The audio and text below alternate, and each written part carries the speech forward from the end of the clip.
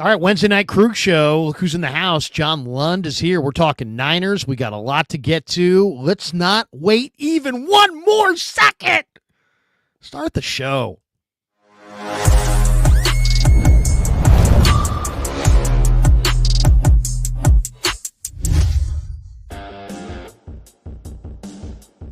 All right, welcome to the Krueg show. Wednesday night. Happy February the 26th. John Lynch spoke today in Indy at the site of the NFL scouting combine. The players hit the surface tomorrow for some of the workouts. Really looking forward to watching that over the next few days. And, of course, we're brought to you here by Pig and a Pickle, the best barbecue in all of Northern California. Check them out. They're in Emeryville. They're in Corte Madera. If you're watching another part of the country, you're like, I don't know where those places are. They're in Northern California, but check them out. If you're ever here in Northern California, get some brisket chili. Great barbecue spot. Go say hi to Damon and Mary. Tell them that Krueg sent you. We're also brought to you by Sharp Corners Sports Cards and Collectibles. They're at 205 Cypress Avenue in Pacific Grove, California, along the Monterey Peninsula. Thanks to my friend Anthony Catania, who's a proud sponsor of the Krueg show as well. 831-521-5264 if you want to get a hold of Anthony for all your sports cards and collectible needs. And let's not, last but certainly not least, our friends at Mancini's are also a proud sponsor of the Krueg show. And thanks to Mancini's for being a sponsor of the Krueg show. I'm loving my Mancini's bed. It is fantastic. Best bed I've ever had by far. And I can't say enough about how great Mancini's is. I mean it so much that I'm going to change the screen. There we go. We're going to put their logo right there in the corner of the screen. But yeah, Mancini Sleep World is a proud sponsor of the Krueg show. There it is. They offer 120-night guarantee, a range of brands and price points. I love my bed. You're going to love yours as well. You get free next day delivery. All you got to do, click the link below or go to sleepworld.com and find a bed that works for you. And if you type in the code Krueg10, Krueg 10, you're going to save 10%. So if it's a $5,000 mattress, you're saving $500. So Krueg 10. And you'll get 10% off in-store or online at their website, which is sleepworld.com. And thanks to Mancini's for being a proud sponsor of the Krueg show. All right, today in Indy, John Lynch spoke, and we actually got a bunch of different information that came out today. And Johnny, what stood out to you? I mean, we can start in any direction. He talked about everybody. He talked about Juice. He talked about Kittle. He talked about Drake Jackson. He talked about Greenlaw. He talked about Brian Griesi's departure. He talked a little bit about Deebo, a little bit about Ayuk, Kyle Juszczyk, CMC. I mean, he really ran the gamut and threw out a lot today. We got a lot to chew on. Suddenly, we had nothing yesterday, but today, because of this talk in Indy, we got about 20 different topics to talk about. Where do you want to start? Man, there's so much. I have a piece up at JohnLundUnleashed.com. I just got done stealing all of David Lombardi's videos and cutting them up and then talking about each one of them. I'm going to go off the board because you talked about everything and all the players. I thought the most intriguing thing was there was a question about Brandon Ayuk, and he swerved away from that question ever so deftly. And he started talking about getting younger and getting cheaper and those kind of things. So we need to reset that thing. We've been the highest spending team for the last 4 years. And so he's giving you with all those players and all those things he said, he's giving you the game plan for the offseason. Now, if the Giants said that, you'd be like, oh my God, they're getting cheap. The Giants, you don't trust the Giants. And you're saying basically that they're going cheap. The Niners aren't going cheap. But what he's saying is that if you look at the Eagles in the drafts, and you and I talk about this all the time, and the Rams the way they drafted, and the Lions the way they drafted, those teams didn't get cheaper. They got better because they drafted so well. And he thinks that they're going to have 10 picks in the draft. He thinks they're going to have 4 in the top 100. And so what he's essentially saying is something that you and I often discuss, which is 2024 draft is a great start. But you're going to be great, and the Eagles and the Lions and the Rams are perfect examples because they hit draft, boom, boom, boom, 3 in a row. When Seattle won the Super Bowl with the Russell Wilson gang, it was Russell Wilson, it was Bobby Wagner, it was Richard Sherman, it was all those guys. It was Cam Chancellor, it was Earl Thomas, it was Russell Okung, it was KJ Wright, it was Bobby Wagner, like one after the other, after the other. After those 3 drafts, they won a Super Bowl off of. Philadelphia the same way. Detroit's in contention the same way. If they don't lose Aiden Hutchinson, I don't know, maybe they're in that mix too. But he's essentially saying that, look, we're not going to go out there on the first day and go crazy on a Hargrave like we did. If people have dreams of some first day guy and there's some big surprise that the Niners have up their sleeve, that's not what they're going to do. They're going to re-sign Brock. They know the number went up. Kittle's number jumps to $22 million. That deal's getting done. Warner's deal jumps to $29 million. That deal's getting restructured. And he's telling you that they're going to have to start winning through the draft, and they're not going to be able to pay the money that they've paid in the past. And they're going to have to get back on track and retool this thing, not rebuild or anything like that, but retool this thing based on the draft. And they're not going to go out and go crazy. So I thought it was interesting because the original question was, we've heard these rumors of Brandon Ayuk and possibly being traded. And he said something to the effect of, yeah, that's what's going to happen when you have really good players. But then he swerved into about a 2-minute conversation or 2-minute retort on getting younger, getting better, balancing this thing out because they're so top heavy. And they found out last year that they don't have the depth once guys get hurt. So that's what he talked about. So if you think that they're going to go out and they're going to spend all this money and Dre Greenlaw is going to ask for multi-years and they're going to get it, I think he asked those. 𝐶𝐻𝐿𝐽 is not getting what you and I have talked about, which is Xavier McKinney's 4-year, $69 million deal. He is gone. Dre Greenlaw is only going to be here if Dre Greenlaw plays ball and does a make good 1-year deal with the Niners. He basically said that they've got to nail the draft like these good teams in the NFC have done over the last 3 years. 24 is great, but now 25, you got to have another one. And they're not going to overspend. They're going to do the priorities of Brock and Kittle and redo Warner and do all those things. And I think that was the thing that stood out. The other thing quickly, Krueg, because I want you to retort on that quickly. The one thing is he gave an endorsement off to the side, not on the podium, but off to the side on Jake Moody. And everyone freaked out. Jake Moody is going to have competition in camp. That's a fact. And if he misses kicks in the preseason, people are going to go bananas. They have a new special teams coach that doesn't know squat about Jake Moody, didn't draft him when he was here, doesn't have any ties to him. So this is going to be a competition where they don't bring in a camp leg. They bring in a real leg. I don't believe for a second that John Lynch and the 49ers organization have the utmost confidence, even though John off to the side said they did. So there you go. There's a place to start. Okay, well, Jake Moody aside, I mean, we don't want to lead kickers. I break out in hives when I see Jake Moody, and I like him. I've interviewed him and stuff, but we'll talk about him in a sec. Yeah, but let's talk about the quote from John. I think this is the quote you're talking about. He said, "At some point, you have to have you have to reset a little bit, or at least recalibrate." He says you can't just keep pressing the pedal. And I think there's some good that can come out of that. We need to get younger. I think we're the oldest team in football, trying to make a run at the deal last year. And I think it's good to constantly get younger. Our draft class last year was a great move towards that. We'll have 4 picks in the top 100. If the comp picks happen like we see it, that's always a calculation. We'll have 10 picks overall, and we're excited about adding more youth to a great core of players that we already have. I read that on 49er website. So what that says basically is, look, everybody, it kind of encapsulates everything, and then you start getting into the players. But that tells you the direction in this offseason. It's not going to be about some surprise first-day guy like they did with Hargrave. It's not going to be going out and getting crazy. It doesn't mean they can't sign some guys, but it's going to be about Brock. It's going to be about getting Kittle extended. It's going to be about getting some of these contracts in line. They can't have Fred Warner, as good as he is, playing at a cap number of $29.2 million. They can't have Kittle's cap number jump from 12 to 22, which it's scheduled to do. They're going to get those things under control, and then they're going to turn around to the draft with 10 picks, and they can move around with those 10 picks, and they're going to get what they hope to be quality players, and then they're going to give those guys an opportunity to play because they have no other hope to do so. And the other thing is, by releasing Deebo, which I'm all for, but by releasing or trading Deebo, you're going to take a hit there too. So they realize that they're going to get a hit. They're not going to have to spend a ton of money. And whether people like it or not, young players, just like in 2024, they got to play. They got to come through. So that means that this draft, all drafts are like this, but they got to nail the draft for 2-3 years in a row because that's what they're up against with Philly, Detroit, and LA.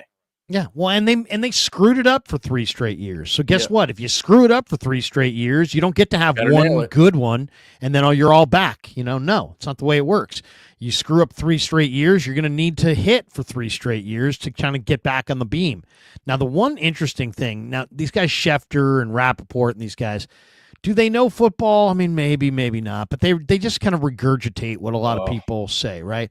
And Schefter was asked about this draft class. Now, does Adam Schefter really know the ins and outs of this draft class? Way out of his lane, by the way. He's so out of his lane lately. Oh my God. But it's not like he knows this, but it doesn't matter because he's just repeating what people who do know told him, because that's what his job is. That's what he does, right?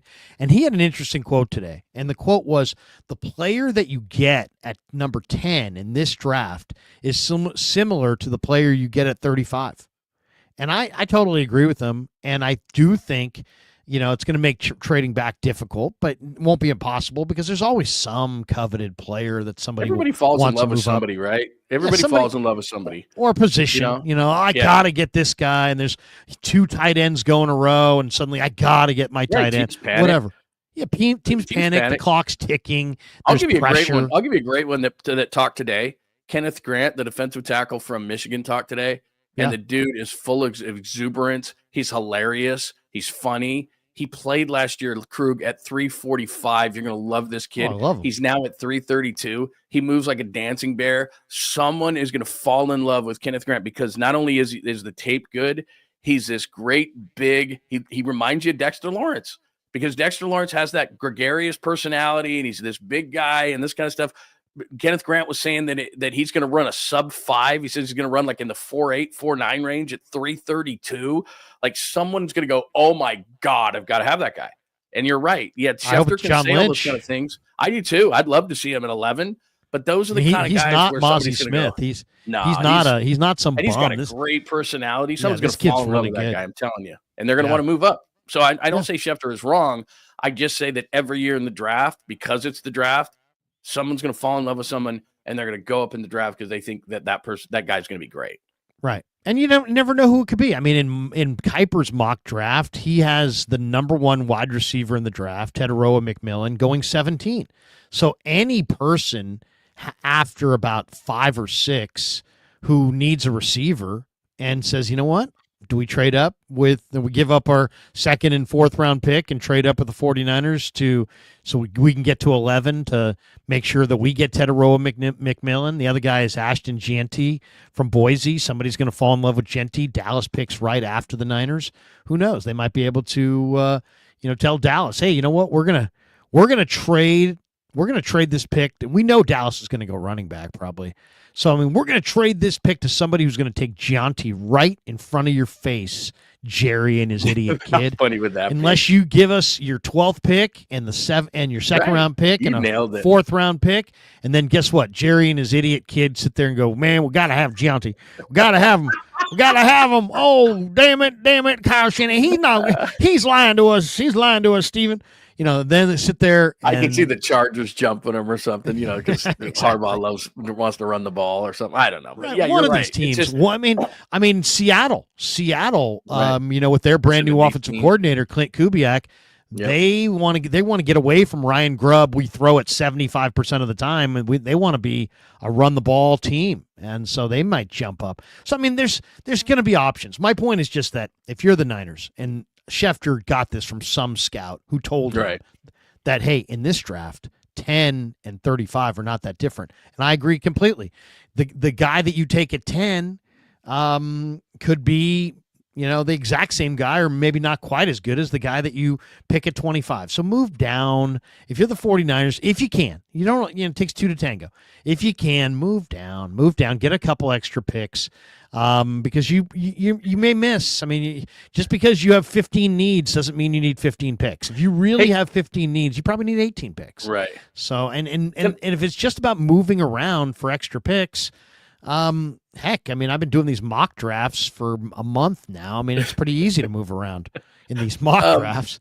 Oh, I know. It's unbelievable. Real quick, because we want to get to everything Lynch said today, and that's why people tuned in. They also tuned in because you might have beef with someone. There's lots of people saying you got beef, so I don't know if you want to go there. But since you brought up Schefter, these insiders, and I know people know this, but I have to remind them of this, and I think Diana Rossini's great. But what happens this time of year is you're going to get a lot of crap thrown because these teams know from a leverage perspective that they can tell these insiders, you got to report these things for me because you know what? Free agency's coming up. You want scoops, you want stories. Draft's coming up. You want scoops, you want stories. So they're like, fine. So Diana Rossini on this whole Stafford thing, which affects the 49ers, comes out and says in her podcast, with Chase Daniel that that the Rams are fine with it. No, the word was comfortable. The Rams are comfortable with Jimmy Garoppolo as their starting quarterback. Like comfortable if you had a full fresh meat suit on and you jumped into a piranha tank, that would be more comfortable than having Jimmy Garoppolo as your starting quarterback. It's so stupid. And what they're trying to do is they're trying to bluff Stafford's camp. Like, hey, we don't need you, man. We got Jimmy G right here. And she reports that. And it's like, look, Les Snead called her up and said, look, I need a favor for you. Free agency's coming. The draft's coming. I'll give you stuff, but you got to throw this out there. And it's like, God, if I'm Diana Rossini, it's like, look, Les or Sean McVay, whoever called her, it's got to be believable stuff. Like, I'm not putting my credibility on the line to say that you're fine with Jimmy Garoppolo because everyone knows you're not. Like that doesn't scare the Stafford camp. They're laughing their ass off at that. So these insiders become so laughable this time of year because they know that they've got to run to press with this crap so that they'll get inside information during the draft. And she's really good at what she does. I'm not meaning to call her out, but it's like, why would you even do that? Why would you even say on your podcast that the Rams are comfortable with Jimmy? Because they're not. And so what it does is it makes people believe it. And then you and I have to sit there and go, God, come on, man. Like, you can imagine how at 49ers HQ, how big of a party they would throw if they decided to trade Stafford and just say Jimmy's our quarterback moving forward. Oh, my God. And if you're covering it, why not report it like, hey, this is what I heard. I don't believe it, but this is what I heard. I mean, that's the way I would report it. Hey, man, this is what I've heard. The Rams are comfortable with Jimmy. I don't believe that for a second, but that's what I've heard. And then you'll have more respect with everybody. You'll have more respect with your audience. You'll have more respect with these people that are trying to get you to carry their water because they'll say, hey, you know what? Diana Rossini's gonna put this out there, but then she's also gonna tell everybody that she doesn't think it's true. So she's a little bit more independent, and we can't just totally use her. And I get it. Like these guys, that's how they get their scoops. This is how it works. The agent will say, hey, I'll give you information, but you got to get this out for me. Like it happens during free agency with Boris because he wants hey, the Yankees are in, the Dodgers are in, the Red Sox are in. So that drives his players' price up. The Rams go to Rossini and say, we're going to try to get leverage with Stafford's camp. Tell them we're fine with Jimmy, even though everybody knows you're not. Like to a certain extent, if I'm one of those insiders, look, I'll help you out. And I appreciate you helping me out and give me inside information, but I can't go to the masses and say you're comfortable with Jimmy Garoppolo because that's stupid and laughable, and everybody knows you're not. So please don't make me say that, Les Snead. And then he's like, sorry, man, not going to tell you what we're doing in free agency. So it gives you a little bit of an insight into how this whole game works because then everybody runs to social media and talks about it, but some things just aren't believable, and even the dumbest people know that. So it doesn't serve a purpose. So I saw that yesterday, and I was like, why would you even report that? It just exposes you as a puppet for the Rams, and now I can't believe anything that you say. Well, stupid. It's like, and here's the thing about this. I mean, we could go into this for this. I know we want to talk about Lynch. I know, and this is a totally different topic. But let me just say this: like, oh my God, proximity,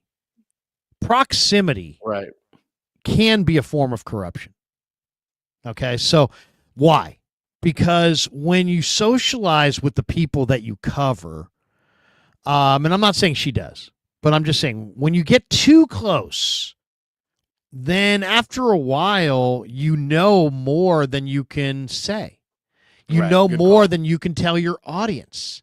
So then essentially, you're on the inside, but you're become one of the people that you're covering, and you're kind of betraying your audience. And, the bottom line is, that kind of makes you part of the team. And I always get the feeling that some of the baseball beat writers felt like they were part of the team. Bro, you're not. You're not on the team. They get mad at you sometimes. You're not on the team. From people, somebody tells Sluss she ain't on the team. I'll see her this weekend. I'll mention it to her. All right, we can go back to John. I'm sorry. But the bottom line is, off on an off ramp there.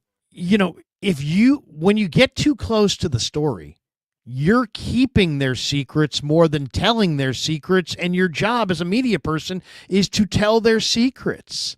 So proximity can be a form of corruption, and it's better to be at least a step or two removed, I think, and unimpacted by the participants. Do I want to interview with Kyle Shanahan? Yeah, but I don't want to carry his water.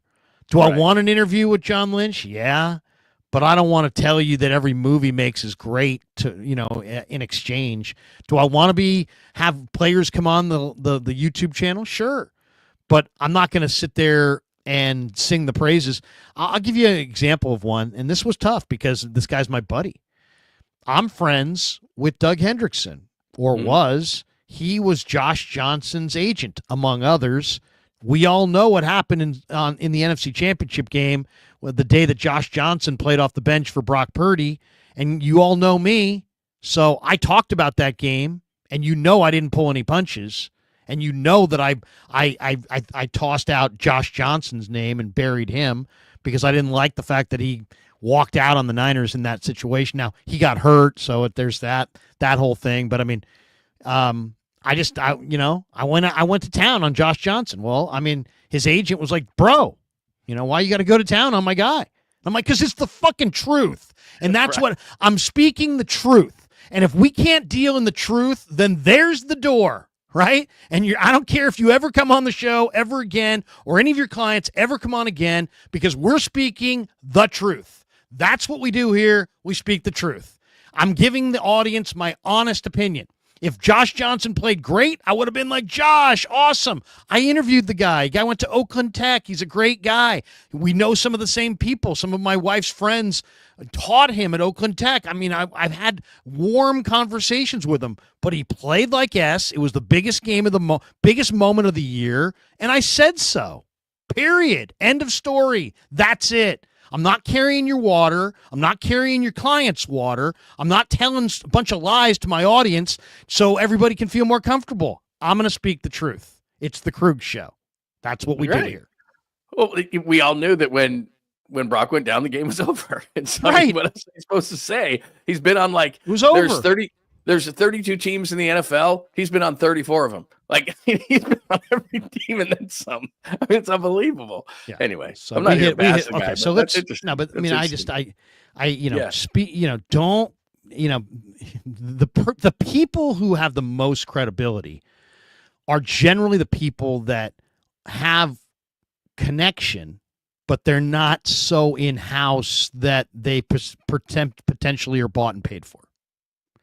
Good call. Just always know the score, and you can tell for yourself. You can tell who's in it for truth and who's in it for whatever, glad handing by the team. But it's just not the way I do it.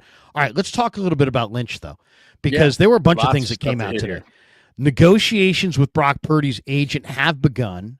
And yet, and he restated this line that they keep saying, we want Brock to be here as long as we're here. But then he also wouldn't guarantee that the deal would get done at all, and was like, I don't know. I mean, we hope to get it done. The franchise tag was announced this week for quarterback at $41 million and change. What do you think, John? Are they going to get this done, or are they going to? And is it going to be like, hey, Brock, the franchise tag's $41 million.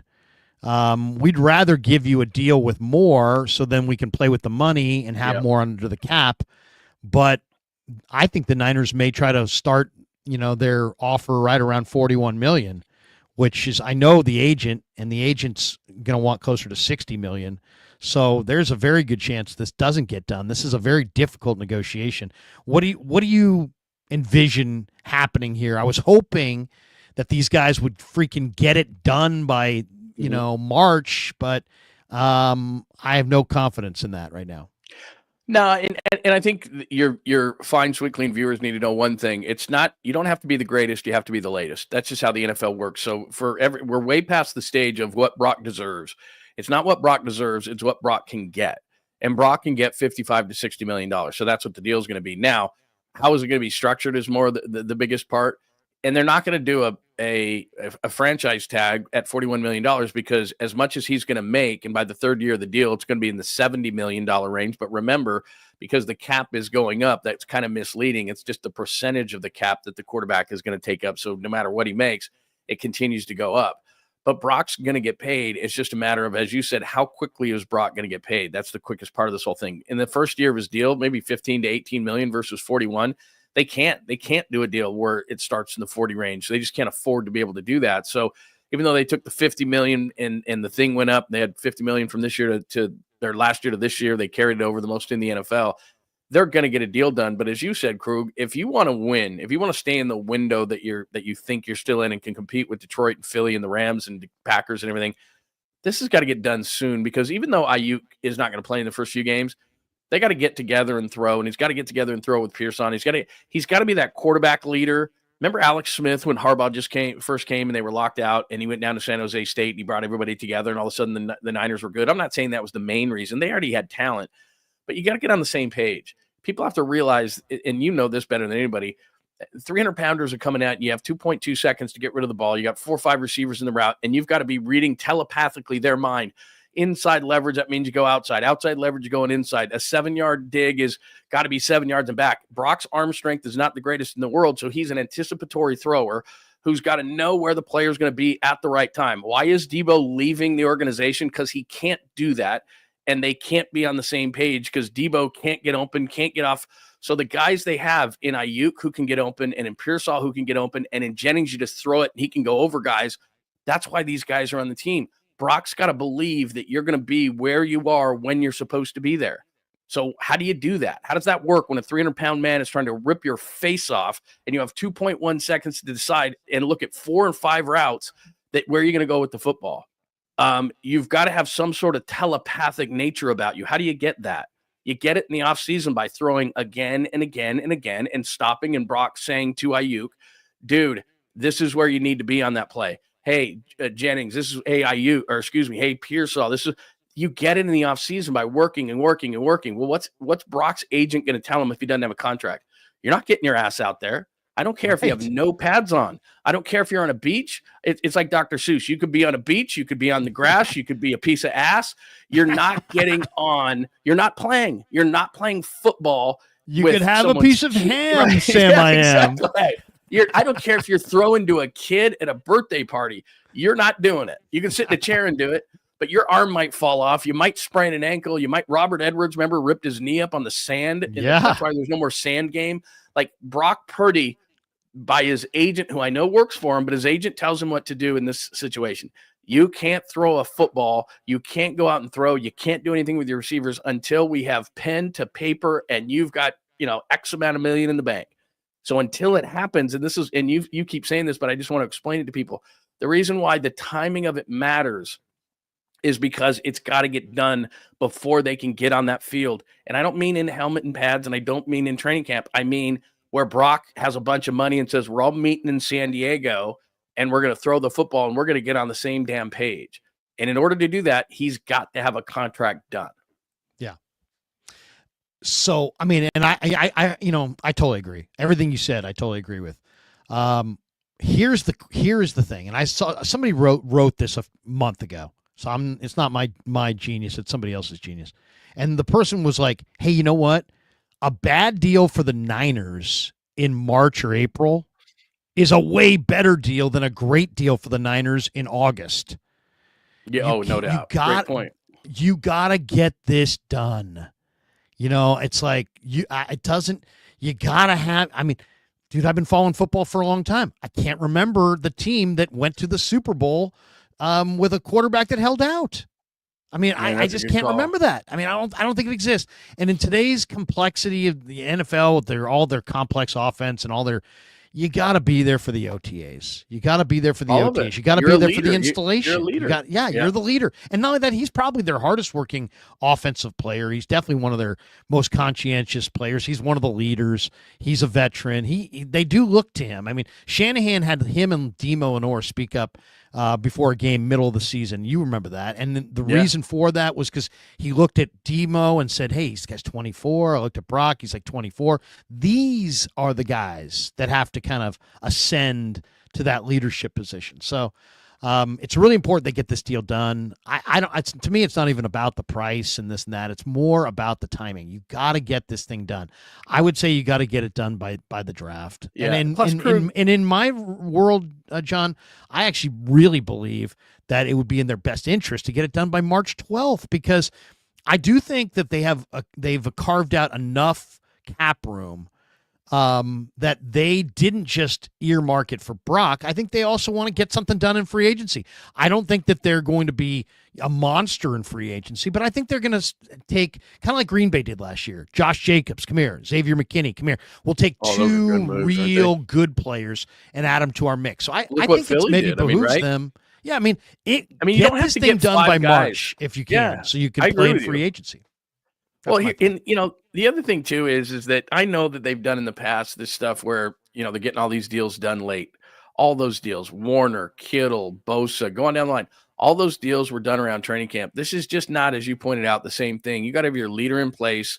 You got to get the deal done. And here's the thing. I know that the dotting of the I's, crossing of the T's, how much money up front, how much guaranteed money, the funny money, all this stuff, because all you got to do is look at when a guy's contract explodes, and that's really when it's over.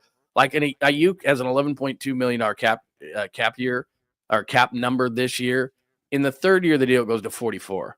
He's not playing on a $44 million cap number. No, that contract is over at that point. They'll redo it. So they know. Here's the thing about the two sides. They both know what the number is. They both know the dance. Hey, guys, and this is what I would do if I were Brock's agent. I'd say, look, guys, we can do this dance for a couple of months. We all know where it's going to end up. We've looked at all the other contracts, just like you have with Tua and Jordan Love and Trevor Lawrence and all these deals that just got done over the last couple of years. Can we just not do that? Because we got to get this guy in. This is not, this is not Bosa on the edge. This is not any of these guys. You got to have them in, like you said. So let's assume that we just fast forward this dance a little bit and get the money where it's supposed to be and get the guy in, because I know what normally happens, and so do you. Deadlines spur action. Well, really, the deadline is camp, but not for him. It's not. It's exactly what you said. It's OTAs.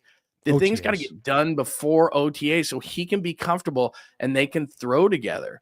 That's really the deadline. This is not like another position. So when John especially if you bring in a new receiver, either in the draft or free agency, and they might have to do that because Ayuk's not going to be around right away. So I understand what John's saying. It might not get done. These are all leverage things for him to say, but can they just cut the crap?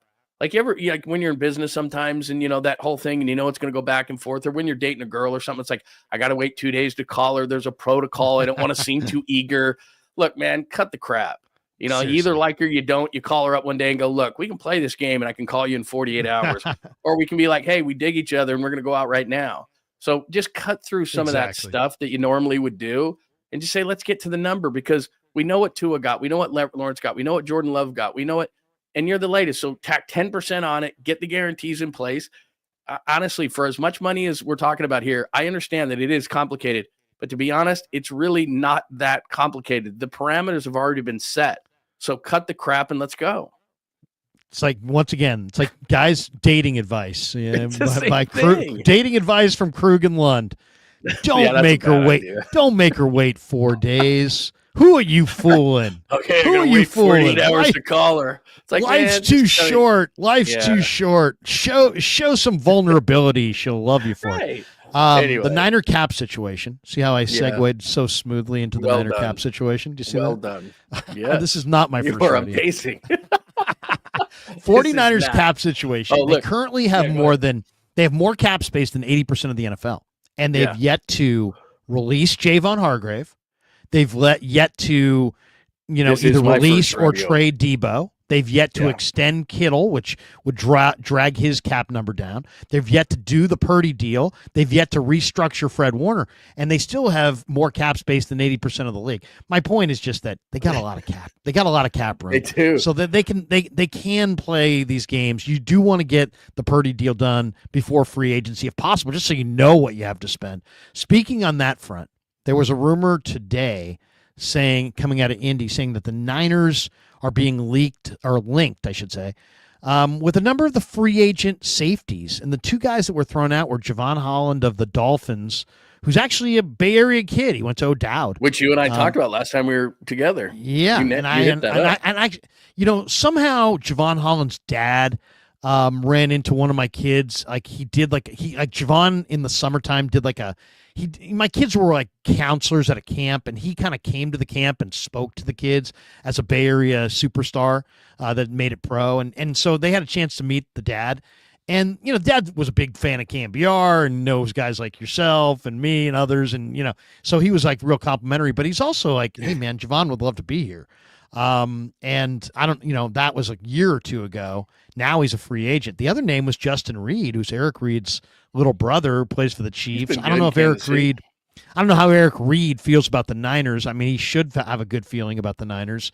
They treated him really well in all those years when he was like, shoulder to shoulder with Cap and this and that. A linebacker at the end. Remember how bad he was? I know. Well, you know what? He was god-awful. Eric Reed had a concussion or two rookie year. Remember, you and I were doing the pre and post, and he just was like, from that point on, he's like, I'm not going to starch anybody. I'm not anymore. I'm not going to lead with my head. He just became a significantly less violent player. Yeah, he was a hitter.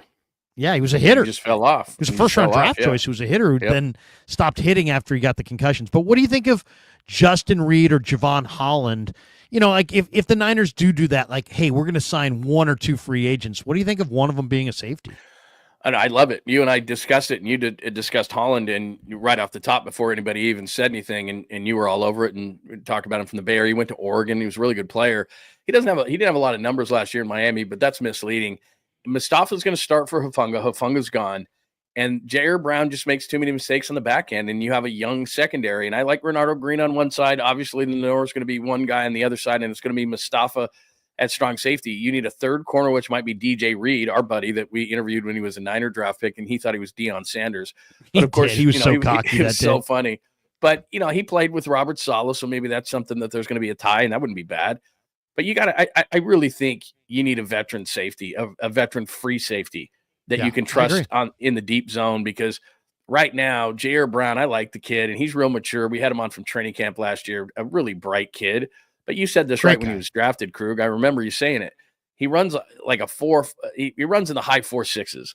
Like 4.65 or something. Yeah, and if he has a mistake going one way, the wrong way, then he's in a lot of trouble, and that's happened to him. And that's just a really young secondary, and I think that an adult in the room at safety would be a big deal. Now, guys like Justin Simmons waited a long time, the former Bronco, and played not real well in Atlanta last year, so I think he might be passed.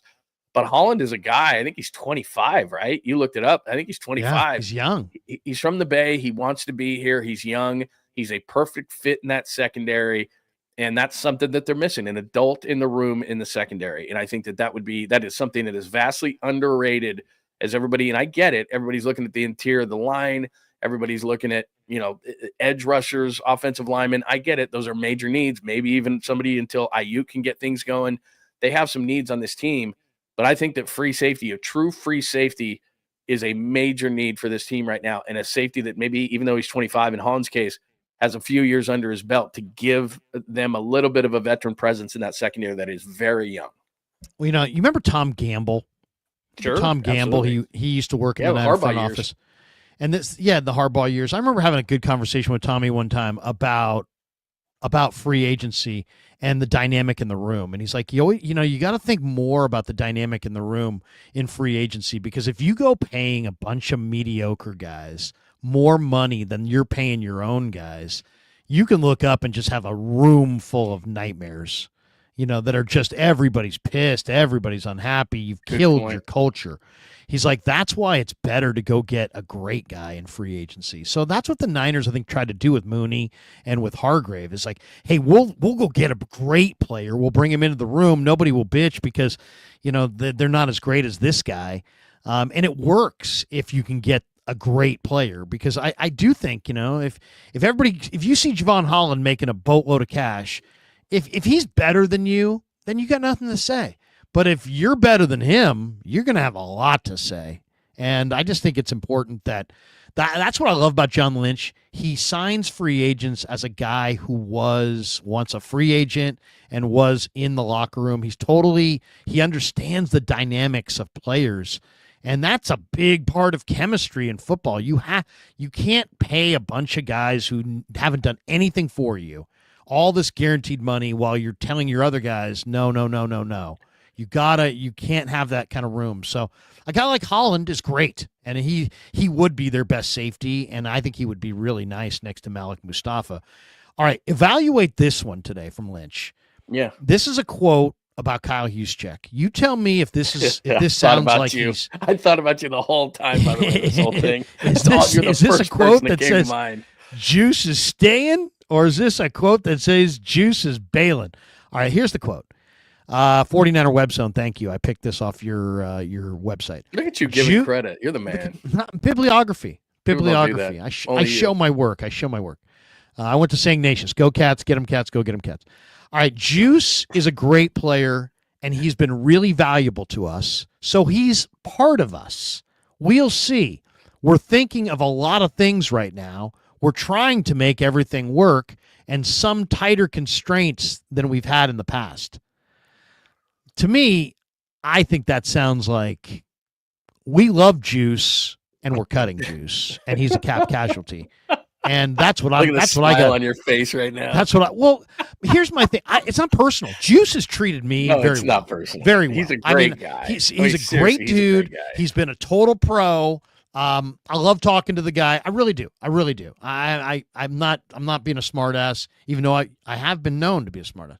But I'm not being a smartass here. I actually really like Juice. But once again, we're back in real land. Okay? You're awful running the ball on the goal line. You're awful running the ball in short yardage.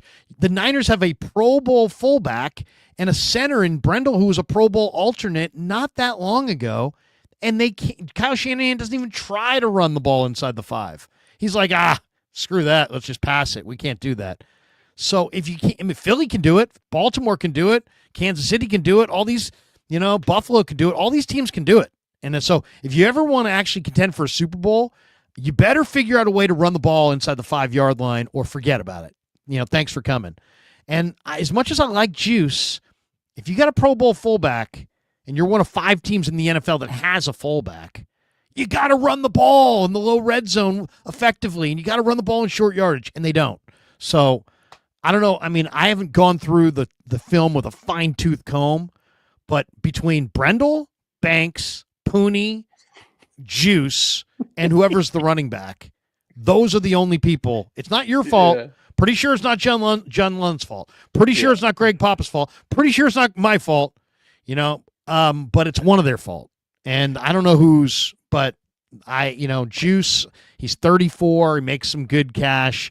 There's some other guys in this draft that play other positions, like a defensive lineman that could play fullback, an offensive lineman that could play fullback. I got Garendo. I think I'm going to move in a different direction from Juice. If I'm the Niners. I think you can use. I think that this is the year too. I know there's a lot of needs here, but I think this is the year that they find a tight end because it's so deep. This draft, you and I've talked about it numerous times.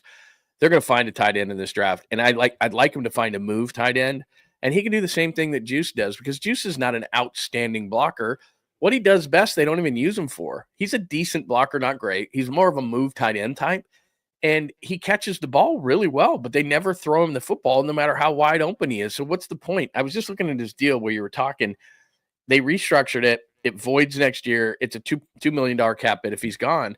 You can't afford it. What John Lynch said, what we started here with was John Lynch said, we got to get younger. We got to get, cheaper. We got to get, Juice is 34. And he doesn't need to work anymore. He went to Harvard. Plus, his wife makes all those pretty jackets that Taylor Swift likes. So they're fine. And I'm with you, man. I love Juice, but it's show. It's not show friends. It's show business. The Niners aren't Al Davis. They're the Niners. They're more Bill Walsh than they are Al Davis. Juice, he gone. Like that's just how it is. John Lynch said today they got to get younger. He's 34. John Lynch said they got to get more athletic. John Lynch said, if he's going to abide by those things, you already restructured Juice once. You basically told him last year was the year. And I like him too, but they don't use him enough. They gave him the ball one time and they had all those injuries at the 2-yard line, which is stupid ass to do, and he fumbled it.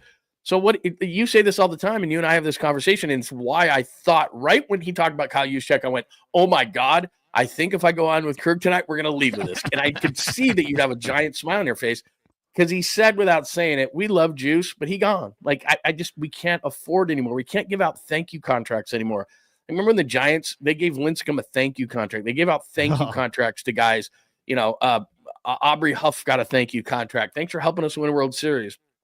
He's done a lot of great things, and I love Juice. But he's got to go. I mean, the best thing he does right now is be George Kittle's friend. I mean, that's not a reason to spend this money on a fullback. Here's the other thing. adjust, adapt. Look at the rest of the league. Who's the Got to get a hammer. Who's the all-pro fullback?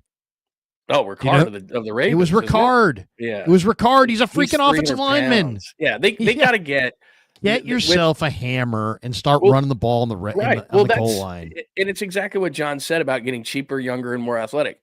If you get Kittle a backup, which you should do, they're going to extend Kittle this offseason. He proved what he was worth. He already had, but he was so good this season. He could have quit at any point. He never did. Had an amazing season in a 6-11 year. He showed what kind of a leader and player is. So he gets an extension.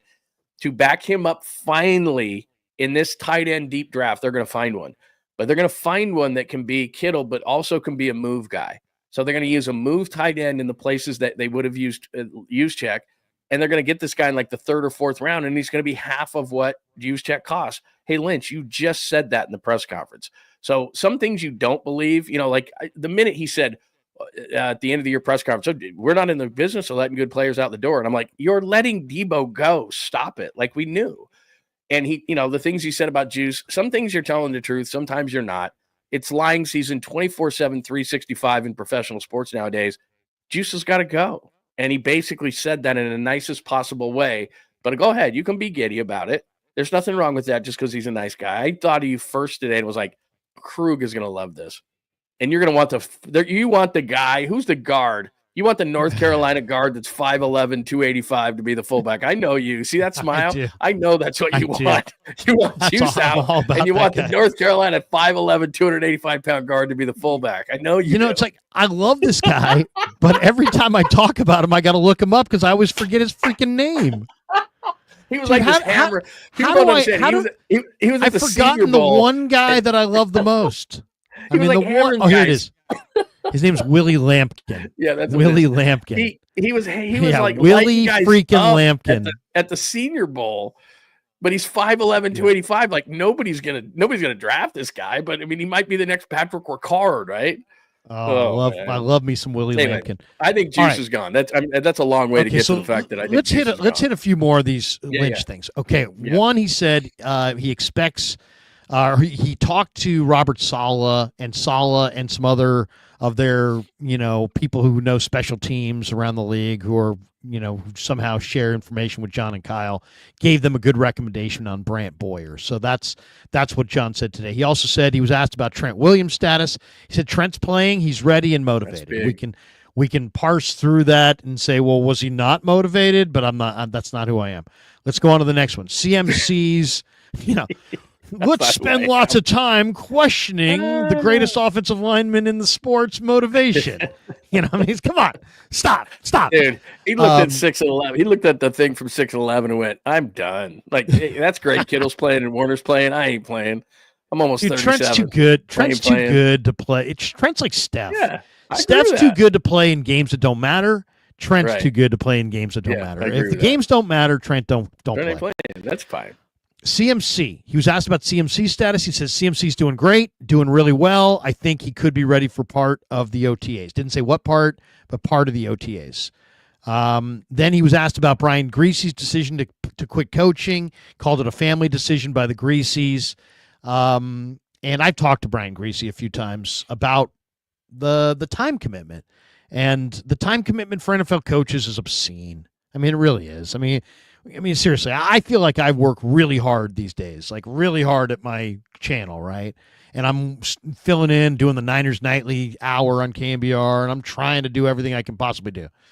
And I'm working hard, but not like these guys. These guys show up at 5 a.m., They go home at 9 p.m., and they do it every day. And it's like they take a couple weeks off in June before camp starts, and other than that, they're just grinding. They're just constantly grinding. The thing, too. He's a great broadcaster. He's a great broadcaster. You think he'll go back? And because it's a great life. He's a really good broadcaster. He's so underrated as a broadcaster. In fact, when they made the Monday Night Football move and they put Steve Levy in there, and it was atrocious.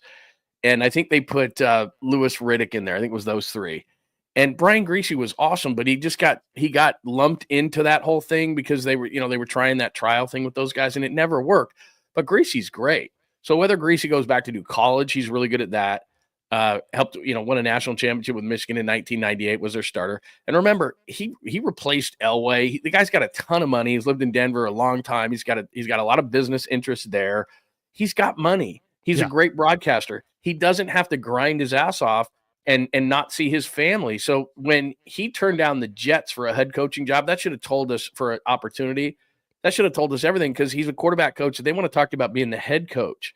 So, and he said no. Like, it wasn't like he was the OC and he was calling plays, and he was the quarterback coach and said no thanks to a head coaching interview. So that probably should have told you right there that the guy was probably thinking of it. But like you said, a lot of people work hard.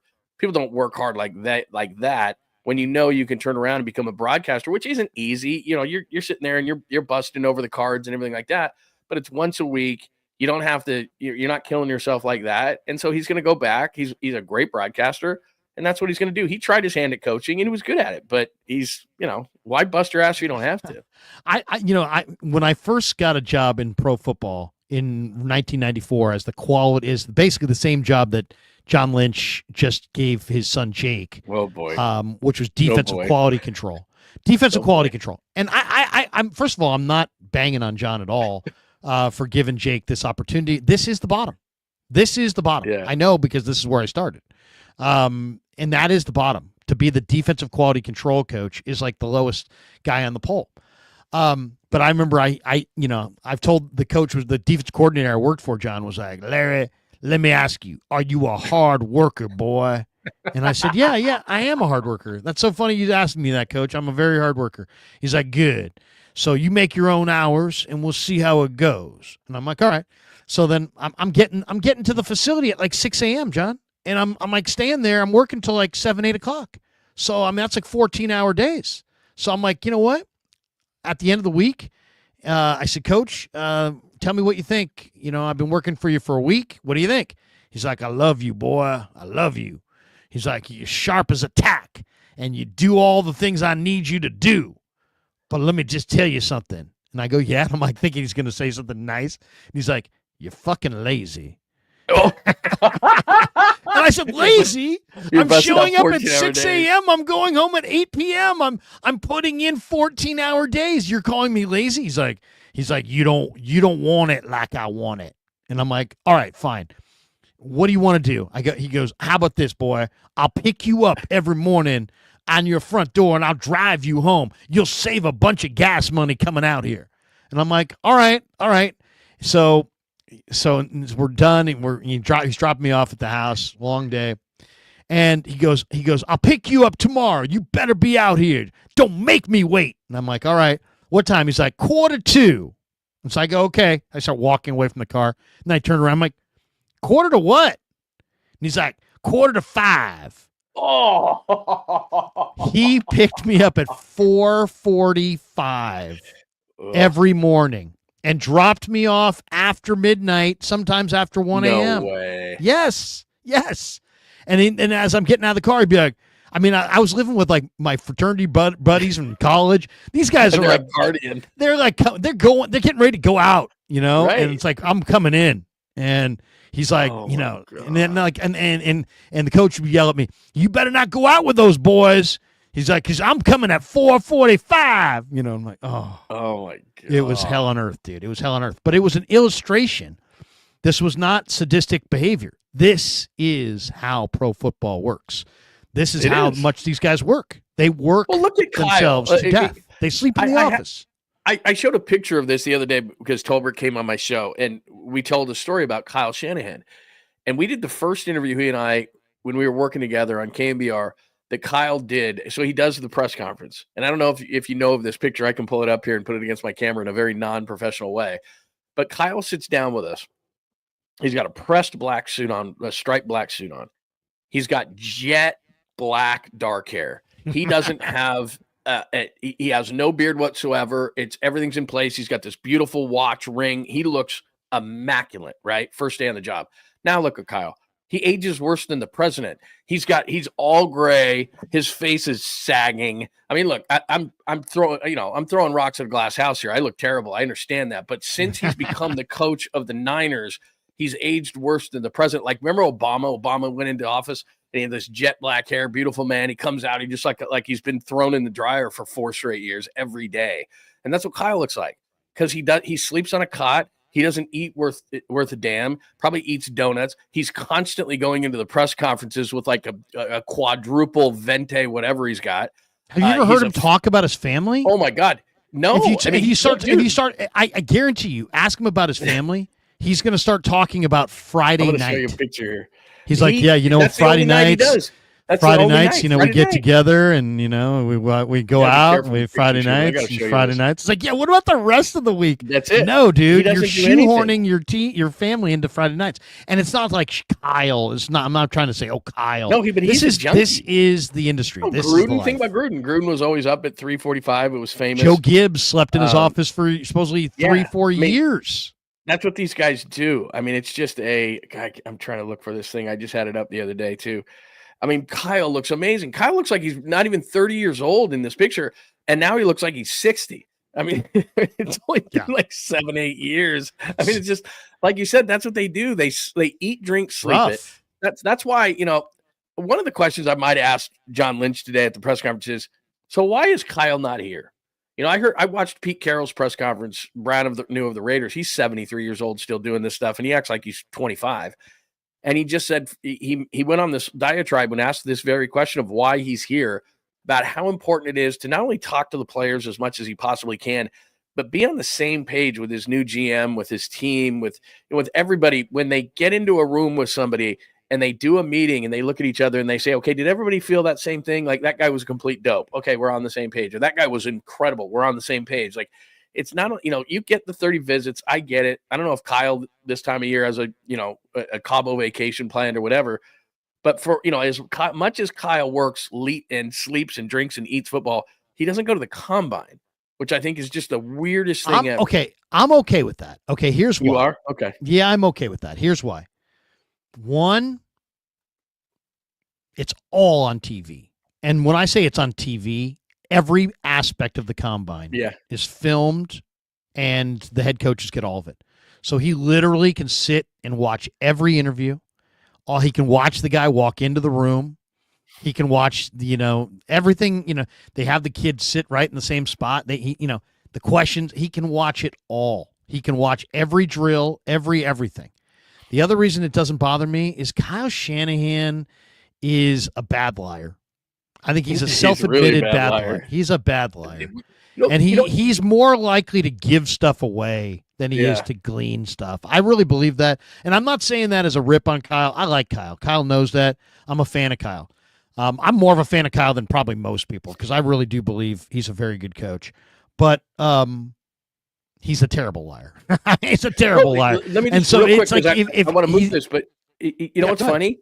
That very interview that Tommy and I did, we got off the air with him, and Tom later told me that he had lost a bet in the Super Bowl, so he was kind of pissed at Shanahan. So that we get done with this interview, whatever. Dog and Pony show. Is this the Falcons after the one he had him on? This is after I can remember that interview. This is Kyle's first day on the job, so he comes. Tommy was kind of grilling him too. Tommy was kind of grilling him. Yeah, he was grilling him. Then after we get off the air, and I've told this story. It was 28-3. They blew the 28-3 lead. So that's what he said to him. He bet on the Falcons, and so he asks Kyle. Doesn't tell him that at the time, but asks Kyle. Literally the second we get off the air. He says to Kyle, why didn't you run it? And he says, what about the Devontae Freeman missed block on Dante Hightower? And he starts into this whole thing. And Kyle kind of looks around for a minute, says, the mics are off, right? And we said, yeah, the mics are off. And he details, and you know how it is. The PR guy for the Giants, or excuse me, for the Niners is sitting there going, hello, we got to go. Like, you just got hired. Let's go, coach.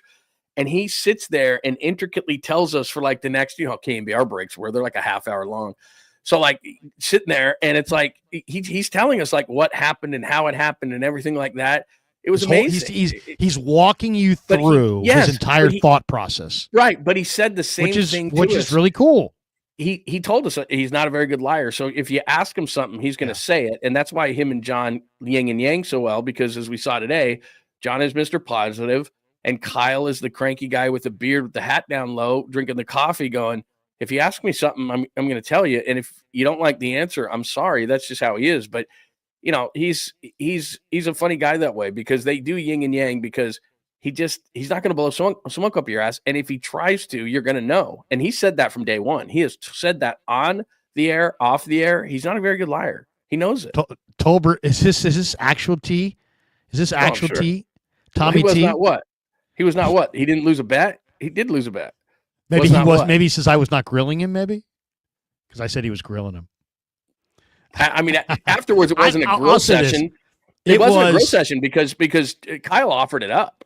Kyle just started offering it up. If I remember this correctly, this was kind of the beginning of the relationship, right? This was Kyle's first interview with you guys. Yeah, with anybody in the Bay Area, because he went straight from the podium to us. This is the beginning of the relationship, and yet the only thing I remember about the interview was afterwards. It was cordial, but it was, hey man, you blew a 28-3 lead. Let's go through.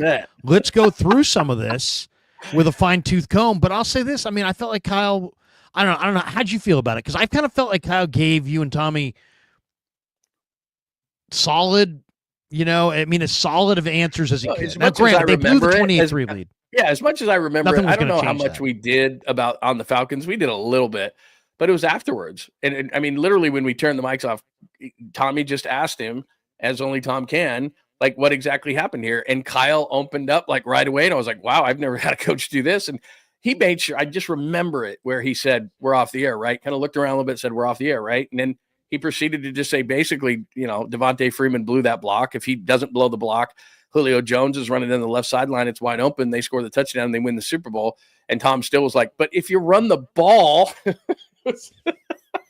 was hilarious. And they have a great relationship to this day. They had great interviews. You sat right there. Oh yeah, I sat right there. I mean, I just tried to stay out of the way because they had a good, they had a good vibe going. So, anyway. But I mean that was one of the stories today. The other one, Deebo. Let's hit Deebo. Yeah. Lynch said, "Hey, he goes, we're at least allowing him to look for a new NFL home." And then when he was asked about, the market, he said there's been a lot of interest around the league. And then he went on to say, "Hey, we're on good terms with Deebo. We're going to honor his trade request." The one part about that's disingenuous, that is a part of this story, is that the 49ers want to move him. It's not like, he wants out, and this is all so sad. Yeah, right. We're gonna grant his. You want to move the wish of someone you want to keep, right? It's like we're gonna, and he's painting it as we have a great relationship with him, and they do have I'm sure they do have a good relationship with him, but. What do you make of the Deebo stuff? Because, yesterday it came out in Indy that the Texans may have some interest in Deebo. Today, people ran right to DeMeco Ryans and said, DeMeco, what's the deal? And DeMeco's like, hey, man, I like good football players, and Deebo's a good football player. So he didn't run from it at all. If anything, he kind of threw gas on the fire that Houston may have some interest. Doesn't mean Houston's going to be willing to trade anything. This is a weird one, John, because, John Lynch said in December, we're not in the business of giving away good football players. Now, was that a bluff, 100% bluff? Yeah, 100%. Because today, if it was 100% bluff, it seemed like he doubled down on it today by saying how do you release a guy? How do you release a guy in 10 days after you just quoted and told the fan base that there's a lot of interest? That's leverage. I mean, you're not going to leverage for what? Well, he just doesn't want to lose value on his player and say we have to trade him, because if you're in one side, he said, well, we're going to honor the request, which then he loses the leverage. The difference, though, and why they might be able to get something for him, because, again, I heard the 49ers beat guys say that they're going to release him. They looked at the numbers. I think Lombardi, a lot of people said, they're going to release him. They're not going to release him, and the reason why is the market. If this market, if Ayuk's situation was now instead of last year, Ayuk would have been traded, and they would have gotten a first-round pick and maybe a first and a third. If you look across the league at how many teams all of a sudden need receivers, now there's the obvious New England, Pittsburgh, teams like that who never got it done, but Cleveland needs one. The Bengals are going to lose T. Higgins. They need one. Like, go across the board. And the thing is, here's the difference. Ayuk was a number one, or saw himself as a number one, and on the Niners he is, but Deebo's a number two. And everybody knew that Deebo wasn't in good shape. I mean, Kawakami said that, but all you had to do was look at a side angle of him in the A.J. Brown's jersey in New Orleans to know that, like, the dude was eating everything. Po' boys, jambalaya. I mean, you name it. He was eating it. he wasn't in very good shape. So he's a number 2 receiver, and a lot of people want, especially the younger teams, want what he can provide if he's in good shape, which is he sets a tone. And so while he's not a great fit, as we talked about before, for the 49ers, because he's not an intricate route runner that's in the right place at the right time, which is what Brock Purdy needs in this offense. So he's not a great fit anymore for this team. But if he is in shape as a number 2 wide receiver, I mean, think about it. The Rams now need one. The Raiders now need one. I mean, you can go down. The Chargers are dying for a receiver. The Jets, the Giants. I mean, go on down the line. It's not a great receiver draft like it was last year when you had Marvin Harrison, you had Malik Neighbors, Brian Thomas was awesome in Jacksonville. You don't have the high-end guy outside of McMillan, the kid out of Arizona. So now there's a leverage ploy of Deebo Samuel, and there's teams who are looking at him. And the only drawback probably is he makes $15.2 million as far as the cap hit is concerned. I think he'll renegotiate that deal to get into the right situation. But you mentioned Houston. Adam Peters, who was on the Niners, obviously was the right-hand man of John Lynch when they drafted him in Washington next to Terry McLaurin. They need a second receiver. So there's a boatload. Dallas needs any help for CeeDee Lamb. Go on down the line. You know, a lot of teams, Tennessee has no receivers. You know, I'm just doing this off the top of my head. The only team, you know, Detroit really doesn't need one.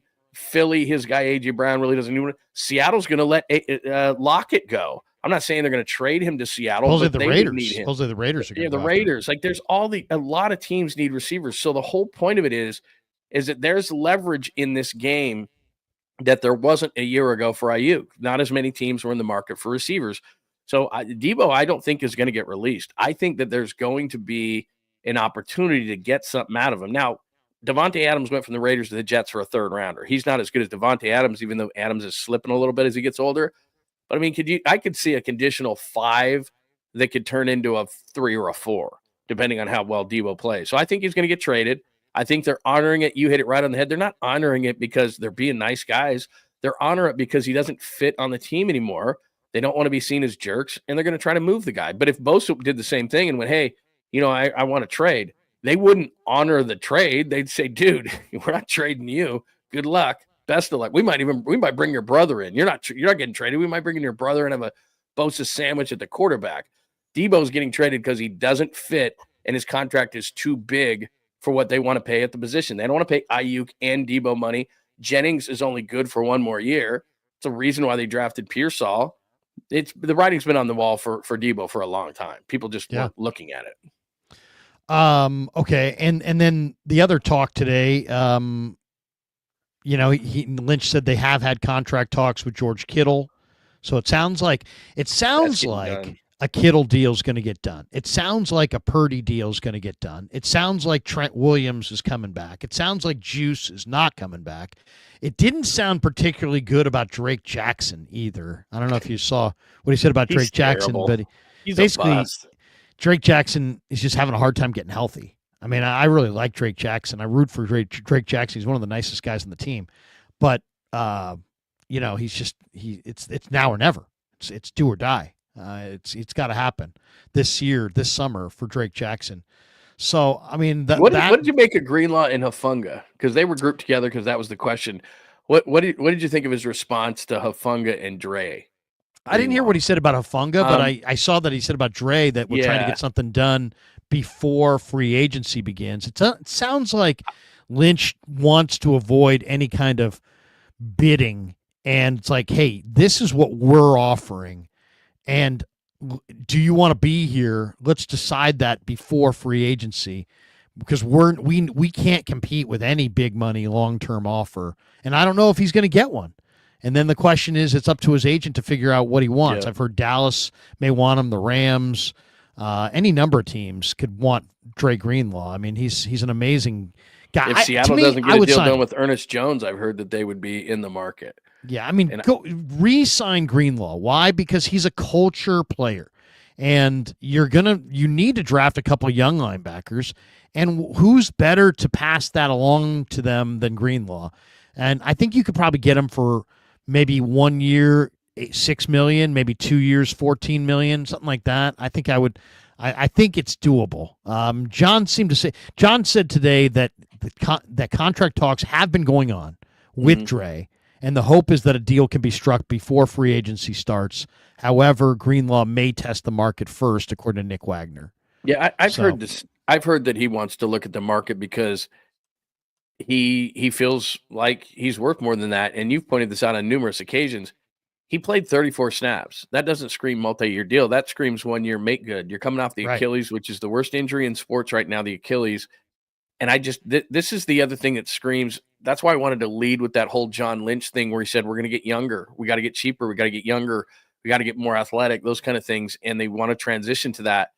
Dre Greenlaw is kind of the poster child for that. It's not that Dre Greenlaw's old. He's not, but he's coming off a major injury. And they're not going to be in the business of giving him a multi-year deal. And here's the other thing. You know, like I keep talking about Sherwood, the kid on the Jets. Somehow, why is Kansas City letting Nick Bolton go? What's going on there? When he's their Fred Warner, Nick Bolton is really good. And the Niners aren't going to be able to afford him because the thing is, we all get excited. Some people have suggested that they might go Bolton. after him. And I don't know that I don't think they can afford him is the only thing. But I mean, Sherwood of the Jets, Nick Bolton. There's a lot of good players out there, but it only takes one team to give Dre Greenlaw a multi-year deal. Hufunga's gone because Mustafa can play that position. He's looking at Xavier McKinney's 4.69 they got from the Packers, so he's not coming back. Dre Greenlaw, it just in the way that John Lynch, who's everly optimistic, talks about it, I don't think something's going to get done there. I think that Dre wants a lot of money. Wasn't it you? I thought it was you who took the video in the locker room last year. It was around Christmas time, and somebody asked Dre Greenlaw, and he was hurt at the time, hey, what do you want for Christmas, Dre? And he turned to him and made the money sign, and he goes, money, because he knew he was going to be a free agent. Right. And again, maybe that means nothing. He's just having a little bit of fun, but he's earned it. And like you said, for the moment he was not hurt in those 34 plays and Hufanga was back too, they have that it factor on defense and the energy. And I love Dre. I really do. But it's kind of the point where a guy's coming off an Achilles injury. A kid like Sherwood played for solid with the Jets. He's 25, super fast. Now he's undersized. He's like 224. I mean, he's not big. But it's one of those things where you got to make some tough decisions here to what direction you want your organization to go. Because, Hufanga gets hurt a lot. Dre got hurt a lot last year. The Niners don't like paying hurt guys. Nobody does, but they really don't. And their cap can't take that kind of a chance. So if Dre's willing to play ball on a 1-year deal, he can be a 49er, and that's a big deal. But if he wants multiple years, I think that's a mistake that the 49ers can't afford to make. And they have some options. And I'll tell you this, if he and Bolton are playing for about the same amount of money, I'll take Nick Bolton next to Fred Warner. I don't think the Niners can afford that because people, for everything that everybody wrote last week of, hooray, the cap is going up. That's great for the Niners. That's great for everybody. Everybody in the league. So what that means is these guys, we're desensitized to money. But I'll give you a great example because you and I have talked about this guy a million times. I'd love to have Drew Dahlman as a center for the Niners. Went to Stanford. His dad played there. You and I interviewed his dad with Derek Deason when all his linemen came in, Scott Gregg.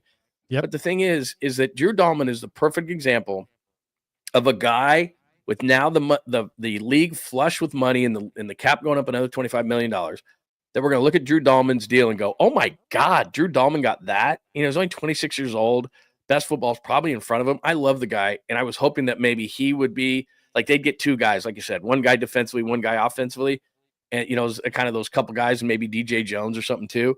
But I bet Dahlman's number is going to be ridiculous because the league is flush with money now. So as great as it is that the Niners and their money is going up and their cap is going up, they've got to give a lot of it to Kittle, like you said, to Purdy. It's kind of earmarked. And so to me, it's great. But those guys I thought they may be able to get in free agency, those kind of fringy guys that might slip through the cracks, Dahlman's going to get a lot of money. And so I'm depressed by that very fact because I would have loved he was like my free agent number one because Brenda was on his ass so much last year and they couldn't even run the ball. He would have been great. But I think he's going to get paid a ton of money. Hendrick says Zach Bond would be a better fit. Do you know that the Niners are like he's third? The Niners are the third choice in Vegas to sign Zach Bond. It's like Eagles, Patriots, and Niners. That would be amazing. He just was all pro. He won a Super Bowl at the Eagles. The Eagles are not going to let him leave the building. Like the Eagles fans are going to be at the airport saying, "You can't go on this flight." Like they're going to be pissed. They're going to pay him a bunch of money. Yeah. Philly's got to pay him, don't they? I mean, that was a great find. They got to pay him. I can't imagine. We got this one from Jeff. Jeff says exactly there. Draft some young linebackers to have behind Greenlaw. Demetrius Knight from Southern South Carolina. Come on, Krueg. Tell us about some linebackers. So let me tell you about this kid. Let me tell you about Demetrius Knight. He is a descendant. This is my favorite. He's a descendant of Gladys Knight from Gladys Knight in the Pips. Wow. Okay. Are you serious? Now, is that a deep pull? Dude, that is sweet. That's a pretty deep pull. Sweet. Demetrius Knight. So I'm watching Kyle Kennard about 3 weeks ago. Right? Kyle Kennard is the defensive end who plays for South Carolina. Mm-hmm. He was the SEC Defensive Player of the Year. I mean, he was the best defensive player in the conference this year. He had like 12 sacks. And I'm watching this guy, and I'm like, hey, he looks pretty good. I mean, he looks all right. He's getting to the quarterback. He's doing it out of a 2-point stance. And the more I watch him, the more I keep noticing that there's this other guy who just keeps flying on the screen. I mean, just moving so much faster than everybody else. It's so noticeable. And it's this guy, Demetrius Knight Jr., who's a Georgia kid who started at Charlotte, transferred to South Carolina as a grad student. He's a team captain now at South Carolina. At South Carolina, when they make you the team captain, they give you like a painting in their facility that never leaves. Like they have pictures or paintings of like the team captains all throughout their facility, which is pretty freaking amazing and cool. It is pretty cool. This Demetrius Knight is like going to be remembered in South Carolina lore. But this guy is all academic honor roll. Okay. He was the most outstanding senior on the team. He was the captain of the team. He's a 6-year linebacker, 4 years at Georgia Tech, 1 year at Charlotte, and then finished up at South Carolina. He absolutely flies.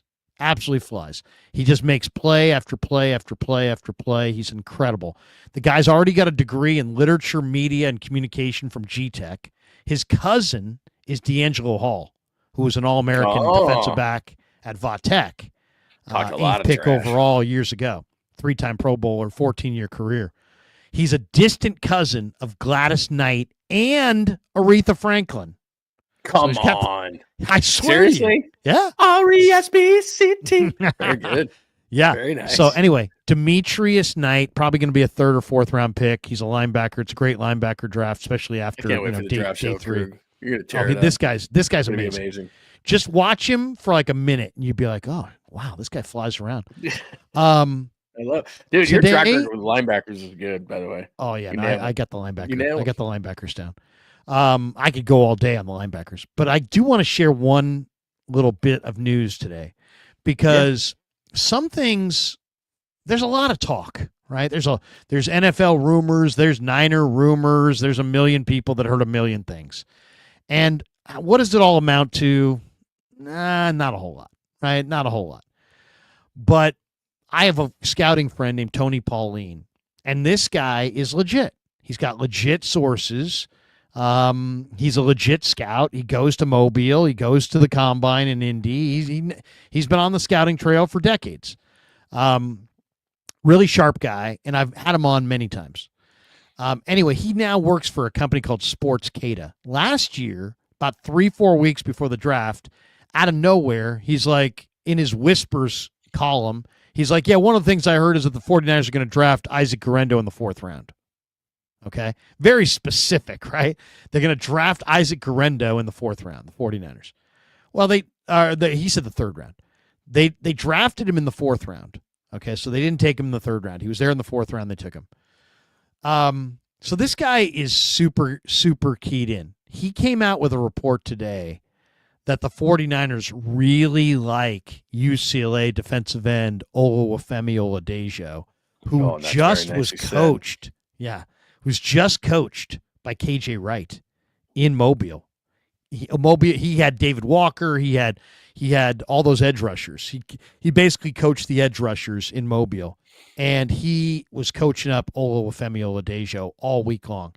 I also did an interview like maybe 3 months ago with Guy Haberman. Mm-hmm. And I'm like, hey, Guy. And Guy is one of my buddies. And I know you love Guy Haberman. Oh, he's the best. To me, he's really good play-by-play guy, too. Just he's not yet quite discovered. He's going to have a great career. But I'm a big Guy Haberman fan. and guy's really sharp, and we've been friends for a long time. And so I asked him, I said, hey, Guy, you've been doing all these college football games. I used to ask Dave Fleming this too whenever I would run into Fleming. These are the greatest guys to ask because they don't care. They do all They're the games. never wagering on it. They have no dog in the fight, but they're incredibly prepped with all this info, and they've been talking and calling these games all year, so they know who's good. I'm like, give me a couple guys that you've seen this year that you think are really, really good. And literally the first name he said was 𝐬𝐮𝐬𝐫𝐞𝐭, who was an inside backer at Cal, transferred to UCLA, was an inside backer at UCLA. Then they came up with this Carson Schlesinger kid who's just monster. And so they moved 𝐬𝐮𝐬𝐫𝐞 to the defensive end spot, and he blew up this year. And he went to the combine, or he went to the Senior Bowl, and he was one of the most impressive guys all week. And you could tell when they were getting ready to take the field for the game that this guy was like the guy in the locker room, the tone setter. He was like getting everybody fired up. He is a spectacular personality in addition to being a spectacular player, and about 6'4", 260, and great pass rusher. Anyway, I'm just saying, Tony Pauline, for him to say the Niners really are high on 𝐬𝐮𝐬𝐫𝐞𝐭 just tells me that that's legit. That is legit. And if there's one guy that I would say watch for the Niners to wind up with, I would say it's this kid. Now, I don't know what round he's going to go in, because he keeps going. I mean, Kuiper had him in the first round. So if he's going in the first round, he's probably not coming to the Niners. But if he goes in the round, more of the day 2, day 3, like he's been projected, remember that name. You heard it here first. Tony Pauline says Niners want 𝐬𝐮𝐬𝐫𝐞𝐭 badly. By the way, I got to ask you this question because this is like Christmas Eve to you. Tomorrow's the combine. The combine starts tomorrow. Like, how are you gonna? Because you're the king. You do all these different shows and all this kind of stuff, and I know where you are. I know where your studio is and everything. Like, how are you gonna do shows, but yet stay focused on the show? Because like when I used to do the show with Papa, if there was a sporting event, we went 10 to 2, so a lot of times, unless it was day baseball, but if it was the Giants, like we weren't even on the air. But if there was some sort of sporting event that he wanted to watch, he would just tell me straight up to start the show. Look, let's say the show started at 12, or excuse me, the sporting event started like 12:10, and we started the show at 10 a.m. He's like, you got me for 2 hours and 10 minutes. He goes, at 12:10, I'm out. And he wasn't lying, because I would be talking to him, and you could see, especially when they started to put cameras in the studio, he would just be doing this, just staring at the TV, and I'd be like talking to him. And he would do his best to split his attention 50-50, but he had massive ADD, so he'd be watching. And a guy like that would want to start doing play-by-play. So a lot of times we're doing the talk show. I'm talking about something. We're doing 2 different talk shows. He's doing play-by-play of some event he's watching on the TV that nobody else can see.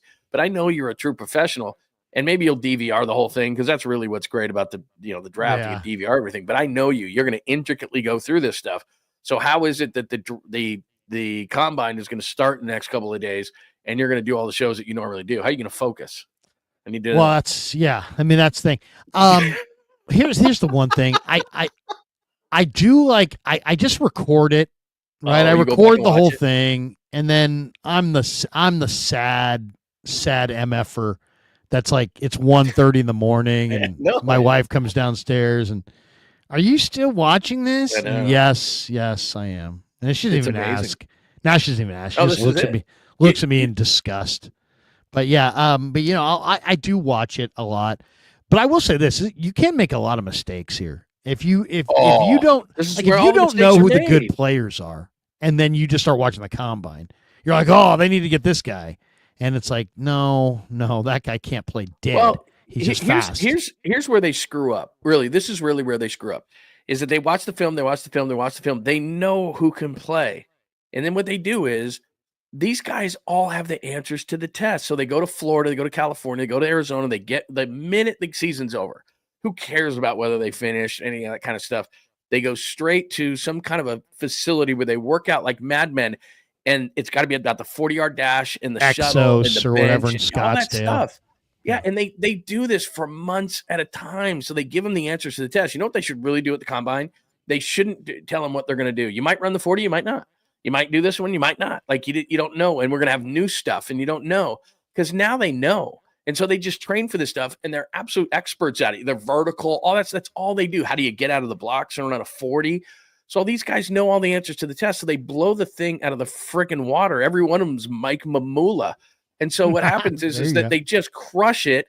And then these scouts go, oh my God. And you can't help it. It's human nature. So if a guy runs, 𝐬𝐻𝐫𝐿 a 4.21, then everybody's freaking out and they can't help it. And then everybody talks about it. Then these insider guys who do the mocks do a post combine mock that's all jumbled from the other mock that they did, just because they haven't caught a pass, they haven't thrown a pass, they haven't tackled anybody, nothing. You already knew what everybody could do. So they just fooled everybody because they practiced for it and knew the answers to the test for 3 or 4 months. And then they become great at these skills, in which, to be honest, a lot of them have nothing to do with playing. They're just, are you an athlete? Well, so not only that. Not only that, John. All these guys are productive. And they stop looking at the tape. Not only that. You'll have guys who hey, man, this guy played at 235 and he weighed 218. Right. And now he's faster. Yeah, well, he's 218, but he doesn't play at 218. Right. That's what So who cares if he runs this fast at this speed, at this size? It's not his playing size. And so they always say this too. They say, look, it's just a part of the process, and it should be just a part of the process. But what starts to happen here is they look less at the tape. They look more at the combine. And then here's the thing, and this is why the 49ers screwed up with Trey Lance. They go to his pro day. Jordan Palmer does it with all these guys, and they map out what they're going to do, who they're going to throw to. These dumbass coaches are running at these quarterbacks with a broom. Give me a break. They scramble to the right, throw a 70-yarder down the sideline, which Christian Watson catches, which he and Trey Lance have done a million times together. And John Lynch and Kyle Shanahan are sitting there going, oh, my God, this is amazing. And they didn't look back at the fact that he played 7-on-7 high school football, played 25 games, won the last year because of the pandemic, has virtually no experience, was this great athlete against inferior competition. They draft the guy based on brooms and throwing a 70-yarder on a dime to Christian Watson, who he's been working with for, the last 3 months every single day. Watch the film. Stop looking. For you and I, It's a lot of fun. And my wife's with your wife. I'll sit there and watch this stuff, and I'll try to explain to her, if this guy runs a sub 4.3 40 instead of the 4.5, he's going to make $2 million. And she'll go, I don't care. You're a nerd. And then she'll just walk out of the room. But we love this stuff, but it's so overvalued. I love talking about it, but it's so overvalued. And then they vault guys up based on this kind of stuff. And I'm going, and then the other thing, don't get me started.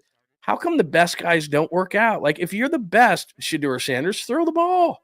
What's the big deal? If I'm going to invest millions, then you got to play, man. You got to show me what you got if you're supposed to be the best. I hate that. And it's what happens is they force all the scouts to get on all these private They got to go to their place, fly around the country, and then it's their way to do it. So and now we're on your field, and you're only going to do what you want to do. And you're not going to work out. I understand Abdul Carter's awesome. He could go number 1, but he said, I think it was today or yesterday. I think he said it today at the combine. I'm the best player in the draft. It's not even close, this, that, and the other. Dude, if you're the best player in the draft, work out. I'll tell you, I like work out. Let's see it. I like what Quinn Ewers is doing. Quinn Ewers is you know what? I'm going to take advantage of the fact that Cam Ward and Shedeur Sanders and Jackson Dart or whatever are not going to throw, and I'm going to throw. I'm a 5-star high school prospect from Southlake, Texas, and I got a hose and I can throw the hell out of it. And I'm going to go to Indy, and those guys are going to sit it out, and I'm going to jump them in the line. And you know what? It can happen. We saw Zach Wilson, make a lot of money with that roll left, throw right bomb that he dropped in the bucket. He's been living off that. Really, that's how he got picked 2nd overall. So, yeah, to me, there's always few things to look for, but you gotta remember this. You either do know or don't know who the good players are. And if you don't know who the good players are, don't decide at the combine. And if you do know who the good players are, don't forget at the combine. Yeah, so and I guess that's really it. Just, and you know this stuff because you did it, but why do they do that? Why is it that they watched all this film and they sent scouts all over the country and they watched them and they're gamers and they interviewed them and they know exactly, and then for some reason it's a guy that sees a hot blonde at the bar and he has a few drinks and he's all confident and hits on her. It's dude, stay in your lane. That's not. Yeah, but okay. So if you know you got the right girl, I mean, this is a Right. terrible comparison, but we're doing girls, but whatever. But So you see know, you and me. you think you got the right girl. She's the right girl. If you don't think you got Don't the right overthink girl, if you don't think you got the right girl, guess what you say when you talk to your buddies about it? Oh, dude, she was tall. She was this. She was blah. She was that. She was incredible. And that's what the scouts do. If they have the conviction the guy can play, then it's just like, hey, this guy's good. This guy can play. If they don't have the conviction, they're like, dude, he's a 4.3. He did 27 reps at 225. His 3-cone was 6.87. You just hit why teams make a mistake, because you know what they do? They're looking for verifiable data that they can. Everybody's nervous these days. Right, how many people want proof? Everybody wants proof of everything. They're going to get fired, and they play CYA.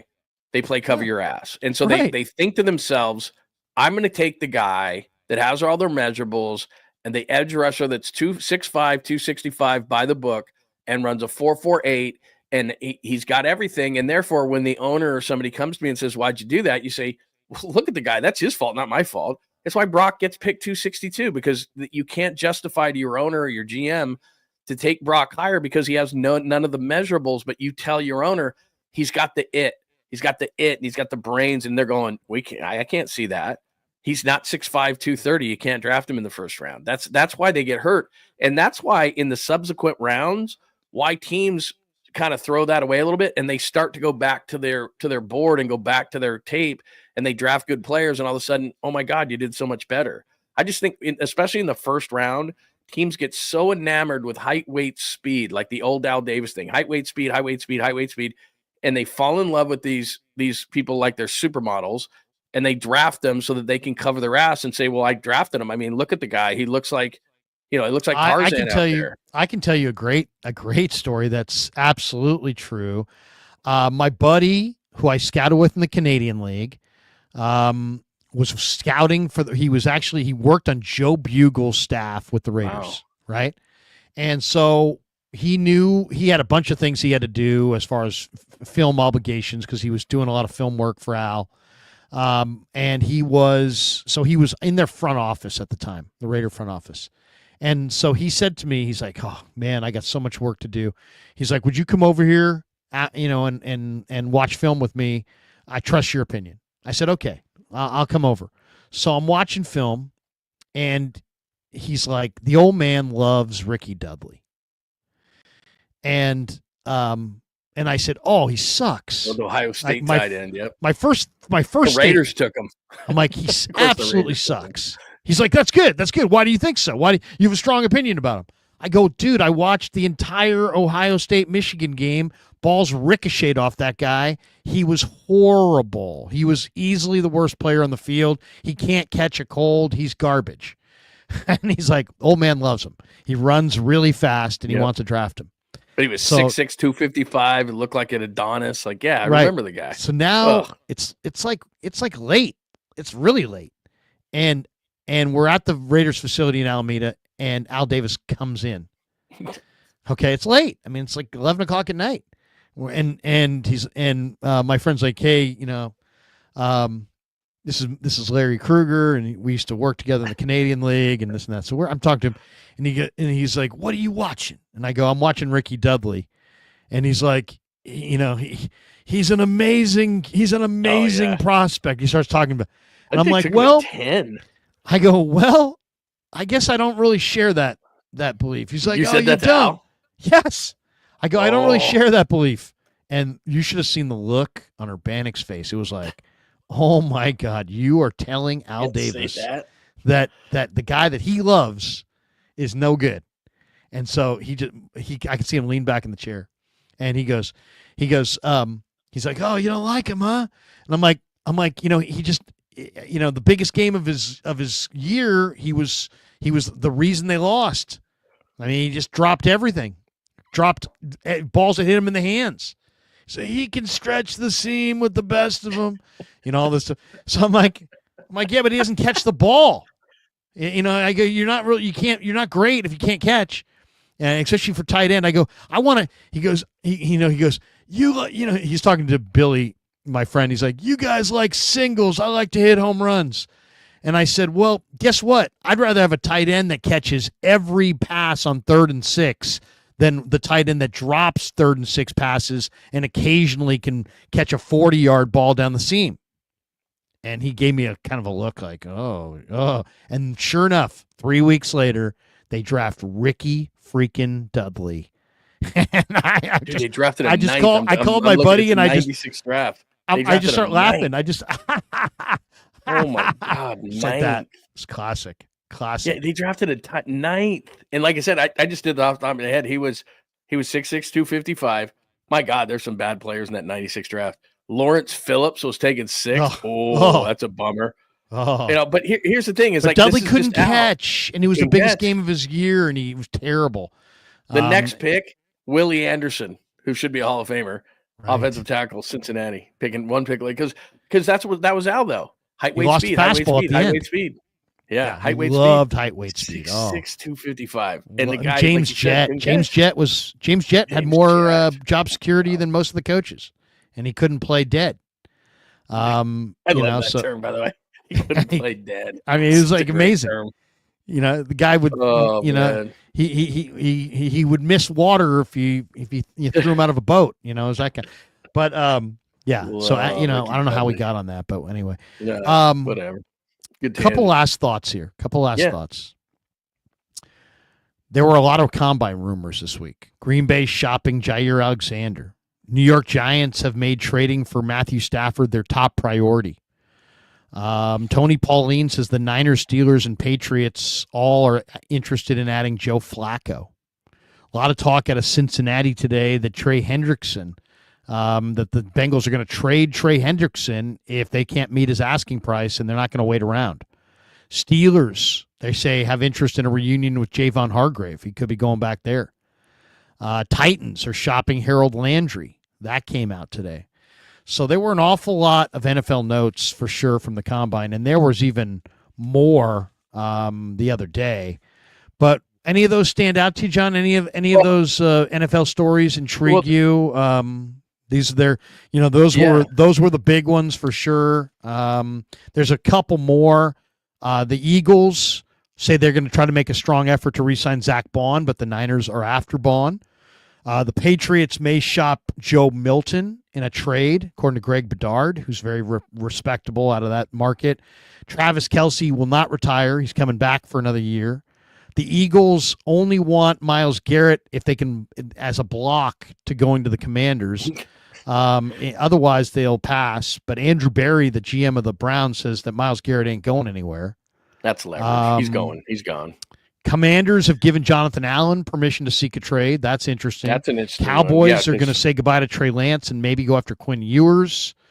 And maybe Rodgers would like to be reunited with Devontae with the Rams if indeed they trade Stafford. And since he's going to make Jamar Chase the highest paid non-quarterback in football, the Titans GM says he'll shop the number 1 pick. Those are pretty much the stories out there. And then, of course, as we hit the one before, Rams say they're fine with Jimmy Garoppolo as their number 1 quarterback. Any of those stories being used? Yeah, any of those stories intrigue you? The two that would affect the 49ers the most is that Jonathan Allen, he's going into the last year of his deal at $15 million. And what's starting to happen in the NFL is if a guy has no more guaranteed money left on his deal, that's when he wants to start working, just like Trent Williams. I got no more guaranteed money, so I want out. Trey Hendrickson is the one to me that's very intriguing because people don't realize this because he plays in Cincinnati and he's not the dynamic athlete, but he's just ruthless. And his technique might be the best in the league. I mean, he's just that good. Got drafted by the Saints in the 3rd round, and now with Cincinnati, plays super 6'5", 270. He's so good. And the thing is, just to put him in perspective for those who don't realize it, over the last 5 years, the most sacks in the NFL, it goes T.J. Watt, Myles Garrett, Trey Hendrickson. He's 31. He's still really good. He's in the last year of his deal at $16 million and has no more guaranteed money. So he wants more guaranteed money. The problem with the Bengals is, first of all, they're cheap ass. Second of all, they've got to want to get a deal done with T. Higgins. And then they want to get a deal done with Jamar Chase. They're not going to have enough money. They're already paying Burrow a ton. So Trey Hendrickson goes on the block because Cincinnati can't pay him A.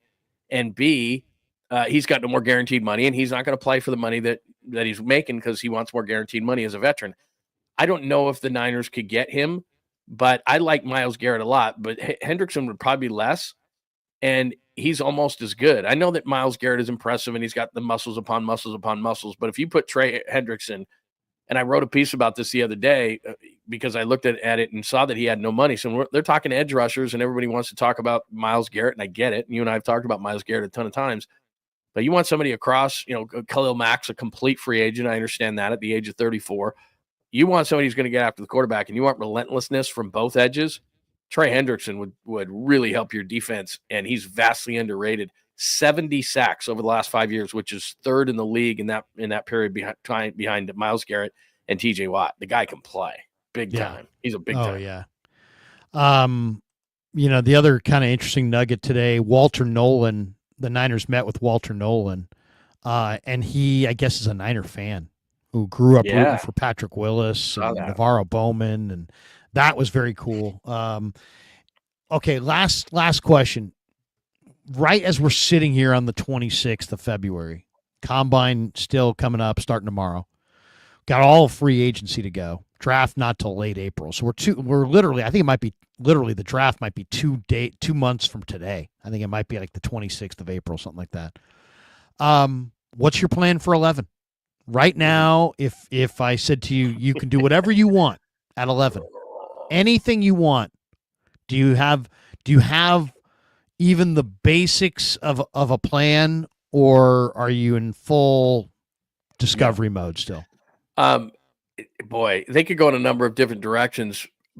I would move, if I'm going to go offensive line, I'm moving down because I think there's a lot of them, and I don't think there's anybody at that point, unless it's Campbell, the kid at LSU, that somehow falls to that point. Then I think you have a left tackle because, look, I like Trent, and I like what Lynch said about Trent, but he's 37. He's going to his age 37 season. You got to get an idea of getting a left tackle for the foreseeable future, especially giving Brock all that money. So I might move back.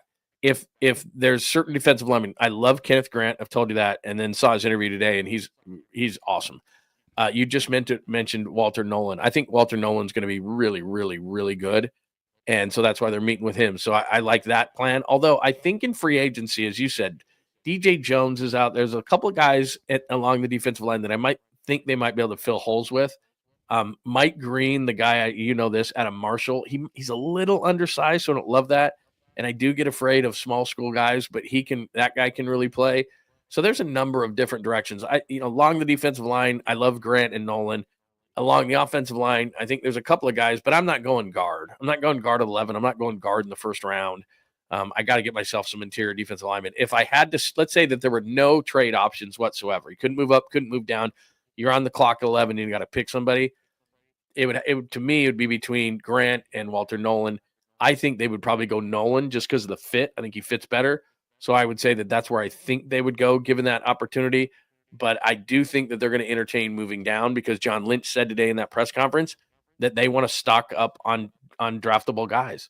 And so I wouldn't, they want to get younger. They want to get cheaper. So I would not be surprised whatsoever if they move down even for a few spots to pick up another, fourth, fifth, mid-round kind of a guy because they want to stock up on draft picks. Yeah. What about when I throw back to you? What would you do? What would you do? You're the man.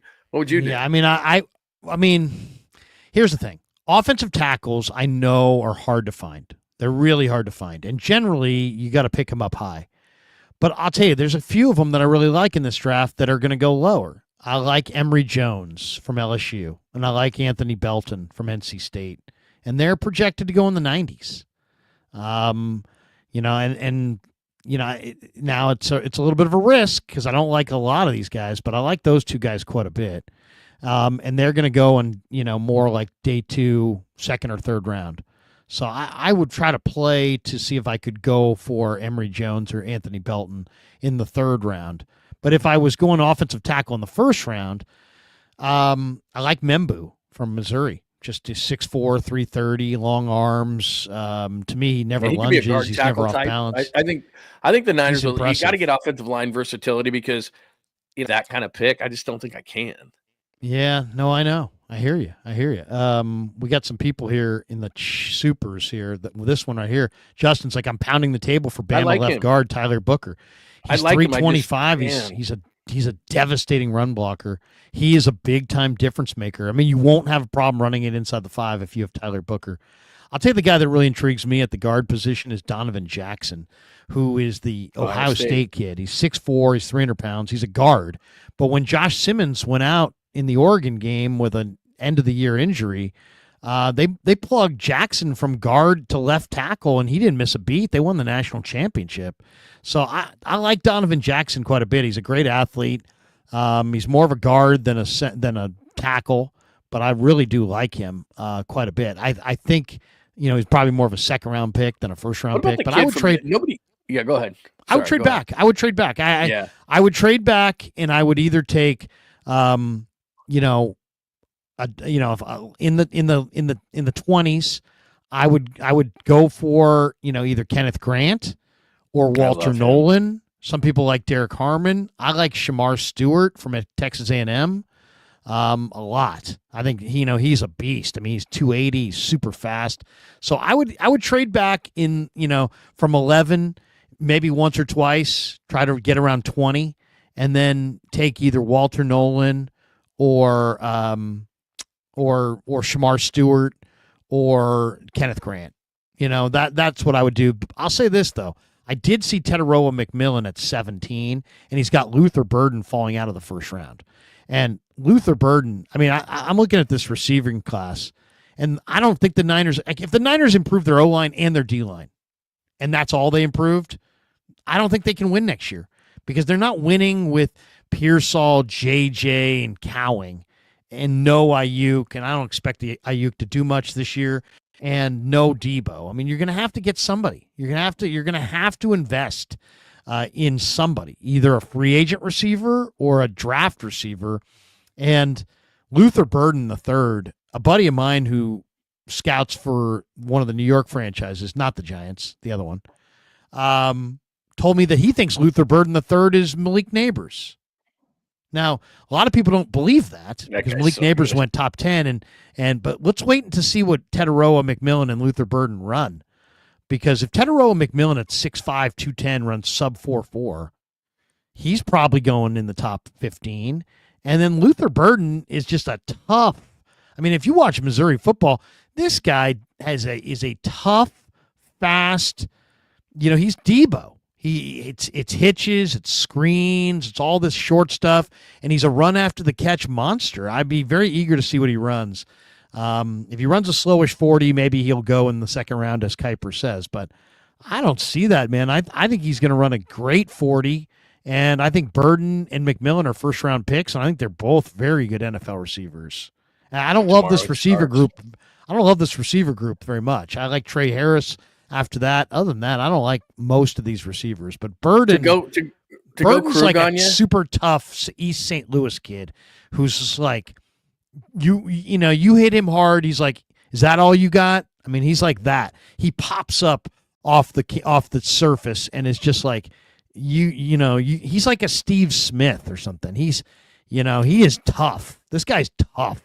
So there's a guy to go Krueg on you, and you'll know who this is, but I'm going to go Krueg on you a little bit, like third, fourth round, maybe fifth round, third, fourth round, probably because he's going to run fast at the combine. There's a guy named Jalen Royals from my alma mater, Utah State University. I'm not a homer because I didn't like Jordan Love when he came out. I'm like, people are crazy. Royals is going to run in the 4.3s, and he's thick. He's like maybe 6 foot, 200. He's a Niners kind of a guy. He's tough, but he has the speed that the Niners don't possess. They tried it with Danny Gray. They've tried to find that speed guy. This guy can run. He's had a great postseason. He was the Shrine Bowl Offensive Player of the Week. Good. And then he was the Senior Bowl Offensive Player of the Week. Yeah, and I'm not saying first round. I'm not saying first round at all. I'm saying if they got interior defensive line, they need offensive line. We know they might need a safety, although I like your idea on Holland. They need a tight end or a move tight end, I think, because I think the juice is going to be gone. They need a move tight end, and they need our H-back move tight end type, and I think that they're going to get that at some point in the draft. So they need a lot. But if this kid was around in the third round, he's compact, and I'm not saying he's Deebo, but he's kind of built a little bit like that, and he can play, and he's fast. He's a major leaper, too. He's a major leaper. And so that could be something because they need somebody, like you said, in the interim to make sure that Brandon Ayuk is all the way back. Now, are you going to do that with a rookie because you've already got Pearsall there, or are you going to do it with a veteran? They'll probably do it with a veteran. But I'm saying if that kid's sitting there, I like him. And I'm not a homer because he went to where I went to school. like I said, Jordan Love, I was like, oh, the Packers are gonna didn't like him, but he's pretty good. Bobby Wagner went there. Right? Yeah, I mean, Bobby Wagner. Bobby Wagner went there. Utah State. Utah State's kind of underrated. That's going to do it for us tonight. We're let's see, how far are we into this live stream? We're about almost 2 hours, an hour and 50 minutes. Let me hit some of these supers before we get out of here, and then so we make somebody. Dusty Gold said Tolbert in the house. Tommy looks like was in the house earlier. I sent him a link, but he didn't jump in. But dude, he's like 18 beers by now. He's not jumping in. Wait a second. He did send me a thing. He says, I'm topped out for the day. See, that's it. Yeah, we can do something that night next week. Oh, this is the best. Ben Affleck's double chin has the best avatar in the history of avatars. There we go. Oh, wait. Where is it? There it is. Oh, look at that. Is that a pumpkin? Is that a pumpkin? I think that's a pumpkin. Is that a pumpkin? You're just happy to see me. I think that's a pumpkin, hopefully. Ben Affleck's double chin says, need someone like Moran Norris. Is that hard to find? Someone like him in the draft? That guy lead blocked like a madman for Frank Gore in all of his Pro Bowl seasons, all pro seasons. Yeah, Moran Norris, big, thick, tough. Almost, I mean, he was tough. But that's what I'm saying. Like they're going to get, I think, a tight end who can do both and can hopefully at some point take over for Kittle, a move tight end that they can use. And Juice is going to be gone, and this guy's a rookie, and it's exactly what Lynch said at the press conference today. Kyle Juszczyk, great guy, but they're gonna make finally getting a backup tight end to Kittle a priority. They've got to. Man. They got to. It's an epic year for. And he's gonna have to be a move tight end fullback type that can move people. BV50 is a brand new member of the John Lund channel. That's what that little indication. Man. So BV, we always give the new members a little money. Yeah, absolutely. Give him a little love. Claudaddy Arcades, who is sponsoring our trip to Scottsdale for spring training. Are you going there this weekend? Yeah, we're going. Oh, I gotta go. I'm fired up. The greatness of this job is like I could probably leave tomorrow if I need to. I know, seriously. I got to be anywhere. I just got to take my golf. I'm taking the boys out to the Point Hilton Resort for dinner. Oh, you're taking your boys with you? Yeah, I'm bringing Kev. I'm so Kev's jealous. coming. My older boy Ben. Have they ever been down to a spring training with you? Well, Kev and me and my younger boy went a couple years ago, but my middle child Ben didn't get a chance to go, and he's a big golf fan. So I'm like, hey man, let's bring some golf. Let's bring our clubs and we'll play some desert golf. I was just talking to my son George. He goes to ASU. Last Thursday it was like 88. Like, bring your shorts. People don't realize, and March. Look, the Giants aren't paying me. Nobody's paying me. But I took my son when he was 12 in 2016. And we stayed there for 5 days, and we did 2 games every day. So we did day, night. And the Giants were so nice to him. Buster Posey took him to the locker room. He met everybody, got all these autographs. 𝐬𝐿𝐵 was working for the Cubs at the time, and that was the year they won the World Series. They took him into the Cubs clubhouse. Like, it was the greatest experience of his freaking life. And spring training, it's not as cheap as it used to be, but it's so fun. Guys are all laid back. Like, I know it's not cheap, but if you want to see some fun baseball and you don't do that tour like some people do in the summertime to all the ballparks, they're all sitting there. Everybody's laid back and cool.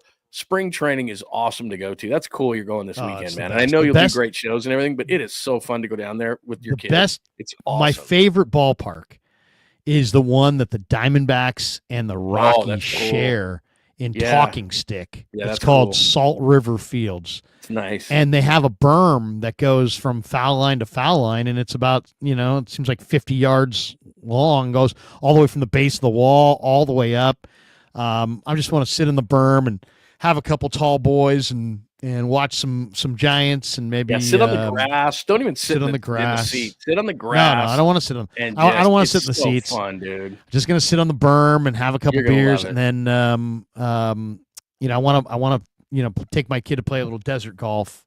So, fired up, man. It's super fired up. Scottsdale Stadium is like right in the middle of everything. I mean, it's not the best. We're staying in Scottsdale. It's gonna be great. Just right there. It's like the Cubs have a great field. The Sloan Field that they built a few years ago was great. There's so many cool spots, and I hate to say this, even the Dodgers facility is really cool. I think they share it with the White Sox. Yeah, that's a cool surprise. Facility. I mean, it's just anyway. That's going to be fun. You're going to have so much fun. I'm going Giants Padres in Peoria. I'm going Giants Angels in Scottsdale. I think I'm going Giants D-backs or Giants Rockies Wednesday. It's just a quick trip. So we're gonna fun. play around of golf. We're gonna go see 2 or 3 baseball games. I'm gonna go into the clubhouse, interview some guys, and That'd be fun. it's gonna be a lot of fun. By the way, Claude Daddy, I thought Abdul Carter had a shoulder injury. Claude Daddy says Abdul Carter made a preemptive shoulder. surgery on his foot prior to the season, potentially out for 8 weeks. If he slips and is available at 11, do we take him? Oh yeah, you absolutely. Are you kidding? He's the best player in the draft. You know what I would do right now if I was a Niners fan? Start doing the whole thing about he smokes a lot of weed and he's got major problems and he's had all sorts of just start spreading rumors, man. If I was a Niners, that's what I'd do. Just start spreading rumors all over. Get him to the insider. Say Schefter, I heard Abdul Carter, man, is a bad guy. Like, man, that seriously, that guy's should be. If I'm Tennessee, knowing the Niners' luck, everybody would pass on him and the Eagles would get him at 32. I know, right? I mean, we need like a Randy Moss situation or a Laramie Tunsil or, like you said, a Jalen Carter. Where's the gigantic gas mask? Right. Can we send this guy a gas Warren mask? Sapp where, somebody just keeps slipping, on Aaron Rodgers or whatever. Like, they need – Abdul Carter is awesome. Somebody send Abdul Carter a 6-foot bong. Yeah. Somebody Photoshop it. You don't even have to do that anymore. Just somebody who's got expert Photoshop skills. I'm sure there's someone watching right now. Get a picture of, Abdul Carter – just with what we used to call, we had one in our dorm room, I'm sure you did too, the old Red Zeppelin, one of these big giant bongs or something and a mask. Oh, you can't draft that guy. Oh, I have no idea what you're talking about, John. Flippin' Shrub said, any locker room drama you've seen in your career, Larry, that most people don't know about. Beef between players or moments that were heated. Larry's got beef, but he doesn't want to talk about it. Oh, man, I got all kinds of beef. Jeff Kent and I grabbed each other one time like this, and we were up against the wall, and he was mad because he had said, all you people here in the Bay Area, you're all so stupid to pay these prices. So I brought the soundbite back to the bunker at Oracle Park, and I said, hey, when Ralph is in a commercial with Tom, have Ralph come in. I want him to hear this. So he heard it, and I go, Ralph, do you want this? And he's like, oh, yeah, absolutely. We're going to use it, Krueg. It's going to be great. It'll be freaking great. Thank you for getting it. So they started playing this, Jeff Kent, you people in the Bay Area are so stupid for paying these real estate prices. And then he's looking at me, and he's like, man, and he's like, all you do, and he's pointing right at me, all you do is bitch about the game. Oh, that's a great drop. He's like, hey, man, you need to enjoy the game more. You got to enjoy the game more. So I didn't say anything. I let him say it. And then I walked down the hall, and I downloaded it to the station, and they played it. And when he came up in the first inning, now batting for the Houston Astros, Jeff Kent. Boo! Kent, screw you. We hate you. Boo! That's awesome. Tons of people just all cascading of boos. And I go into the clubhouse the next day, and he's like, hey, you played that on the radio. I'm like, yeah, you said it. Own it. And I just started walking away, and he grabbed me. And I'm grabbed him by the collar. We're up against the wall, and I'm like, and now the Houston, clubbies and personnel people are. You could have sued him because someone would have definitely seen that. Yeah, people are running over and grabbing him, grabbing me, and I'm like, hey, don't try to intimidate me, bro. You said it. Own it. Be a big boy. I'm like, yeah, could you leave? I'm like, yeah, I could. I can leave. Yeah, they don't like it. The only two I've had a few, but I haven't seen too many. The two biggest ones, and look, I would have loved it at the time. Remember when Sean Kemp, not Sonic Sean Kemp, Portland Trailblazers Sean Kemp, he ballooned up to about 280 pounds. There was a lockout in the NBA, and he got massive. And then he got traded for Brian Grant, the old king, to the Blazers, and he had gotten so much trouble with drinking and drugs and all that kind of stuff. David Stern had suspended him from drinking. He wasn't supposed to be drinking. So Portland is for people who don't know, is the number one place per capita for strip clubs. And the reason you know why, it just rains every day. So people are depressed. They go to strip clubs, right?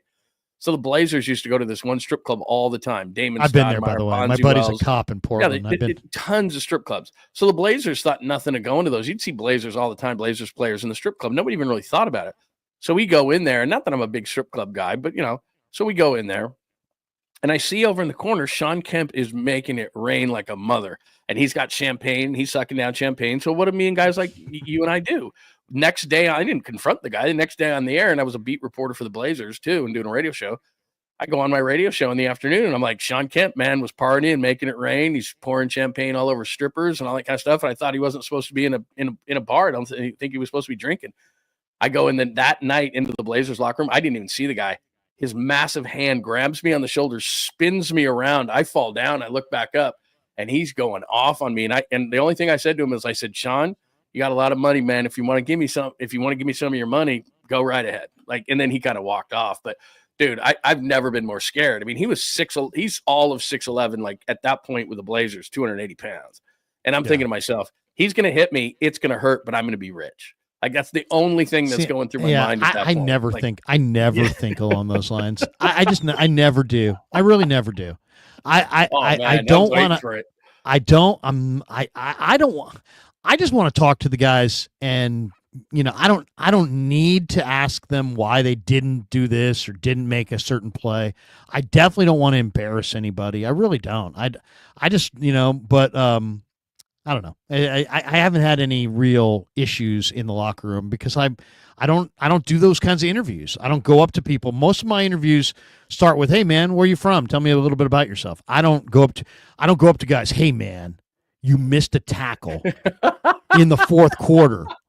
What the hell's going on?" I don't do that. I just don't do that. And if I did, maybe I'd get a different response. Nobody really does that. That's what's funny is everyone is. Some people do. Everyone people barks like that. and barks and barks and barks, and then in front of the player themselves. This is what I think pisses off players, is that everybody's a chihuahua in front of the player, and then they leave and then they talk big, and the player's like, "Well, you were right there. You didn't say anything to me about it." I mean, that's I think people respect that. If you can do it in a way. And this, you always wait to the end of an interview. You talk. And if you're going to do something tough, you ask them at the end of it. But you do ask it in a respectful way. And a lot of times, this is the reality of it. And this. The reality of it is they're waiting for it. They know. Like, if they screw up, they know. And they just want to get it out of the way. It's all about how you ask. Yeah. Like, I'll give you an example of one. When 𝐿𝐴𝐵𝐿 McLeod fumbled in the Dallas playoff game. Oh, okay. Right. Now, I had a good relationship with 𝐿𝐴𝐵𝐿. I talked to him a bunch. So I'd built up a trust with him a little bit. And at the end of that week in the locker room, I'm like, "Hey, man, can we talk openly about the turnover in the playoff game?" It's a turnover in a playoff game. Now, they won the game. So if they had lost the game, he probably wouldn't have been as open-minded. But they won the game. And he's like, "Yeah, sure." And I said to him, "Hey, look, it was like early in the game. You fumbled the ball. You haven't fumbled all year. You fumbled the ball. You didn't actually touch the ball again for about 30 or 40 minutes of real time. I mean, it was probably mid, he fumbled in the first quarter. He probably, got the next return middle of the second quarter. But I go, you had a half hour of real time to think about that. What, that would suck. If you could be honest with us, take us, what's going through your head. You haven't fumbled all year. So what is going through your head in those 30 minutes after you fumbled and before you got your next return? On the next return, he busted one. It was like 40 yards. He got a nice run. I go, "You busted one on your next return, but what were you thinking about that in those 30 minutes?" And you know what? The guy was like, "Hey, you know what? I kept thinking, I let my team down. I can't believe I let my team down. I haven't fumbled all year.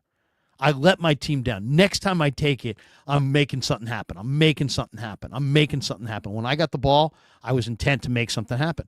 And, now some people would say, "Hey, that's kind of, you crossed the line. You're asking him about his failure." But it was human. And I'd gotten enough credit with him from, he knew I wasn't trying to gotcha. I was just trying to peel the onion a little bit and try to show people how much pressure there is in these playoff games. And if you're a quarterback, you touch the ball on every play. But if you're ray, you fumble a ball on special teams, you don't touch the ball for another 30, 40 minutes. And you got guys on the sidelines looking at you, and you feel terrible, and you've let your team down. You know it. So, I mean, he gave me a really good answer. and it was really good. And I was like, dude, thank you.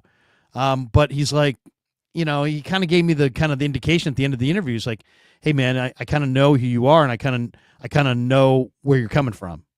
But like, in other words, I wouldn't have given that answer to everybody. So I mean, I also think you got to sometimes you got to work on the same way you got to cultivate relationships in business. Huge.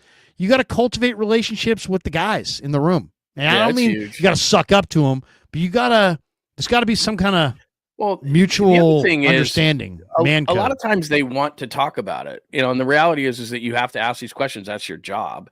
So I remember we had Alden Smith on from the Super Bowl, Pop and I, in New York. And he had one of those handlers with him. You know how that is. And what happened was that was the year, he had the accelerator stuck down and all that kind of stuff, and had major problems. And so his handler comes up to us, and usually, I mean, we had Kaepernick that year with all these different guys, and they're always nice to the local guys. So he sits down. The handler says, "You can talk to Alden about everything but the drug and alcohol stuff." And we said, "Well, then we don't want him on. Like, that's why we're going to talk to him." And the handler said, "Well, please don't," and all that kind of stuff. And we kind of shook, yeah, whatever. So he sits down, and of course, what do you think is the first thing that Papa asks Alden Smith? And he didn't ask it in a subtle way like maybe you and I would. He goes, Alden, something to the effect of, "Alden, you got major problems, man. What the hell's going on in your life?" I mean, he just directly threw a fastball right down the middle. And the handler is losing his mind. He's doing like this, like an air traffic controller, like he wants him off the air, get him out of here. This is, he didn't like it. Alden, to his credit, this is a young Alden Smith, holds his hand up. Let me see if I can get it in the light. Holds his hand up to the handler and says, no. I got to do this. I got to answer these questions, especially in San Francisco. I do. And he proceeded to do probably the most competent and insightful interview that he had ever done.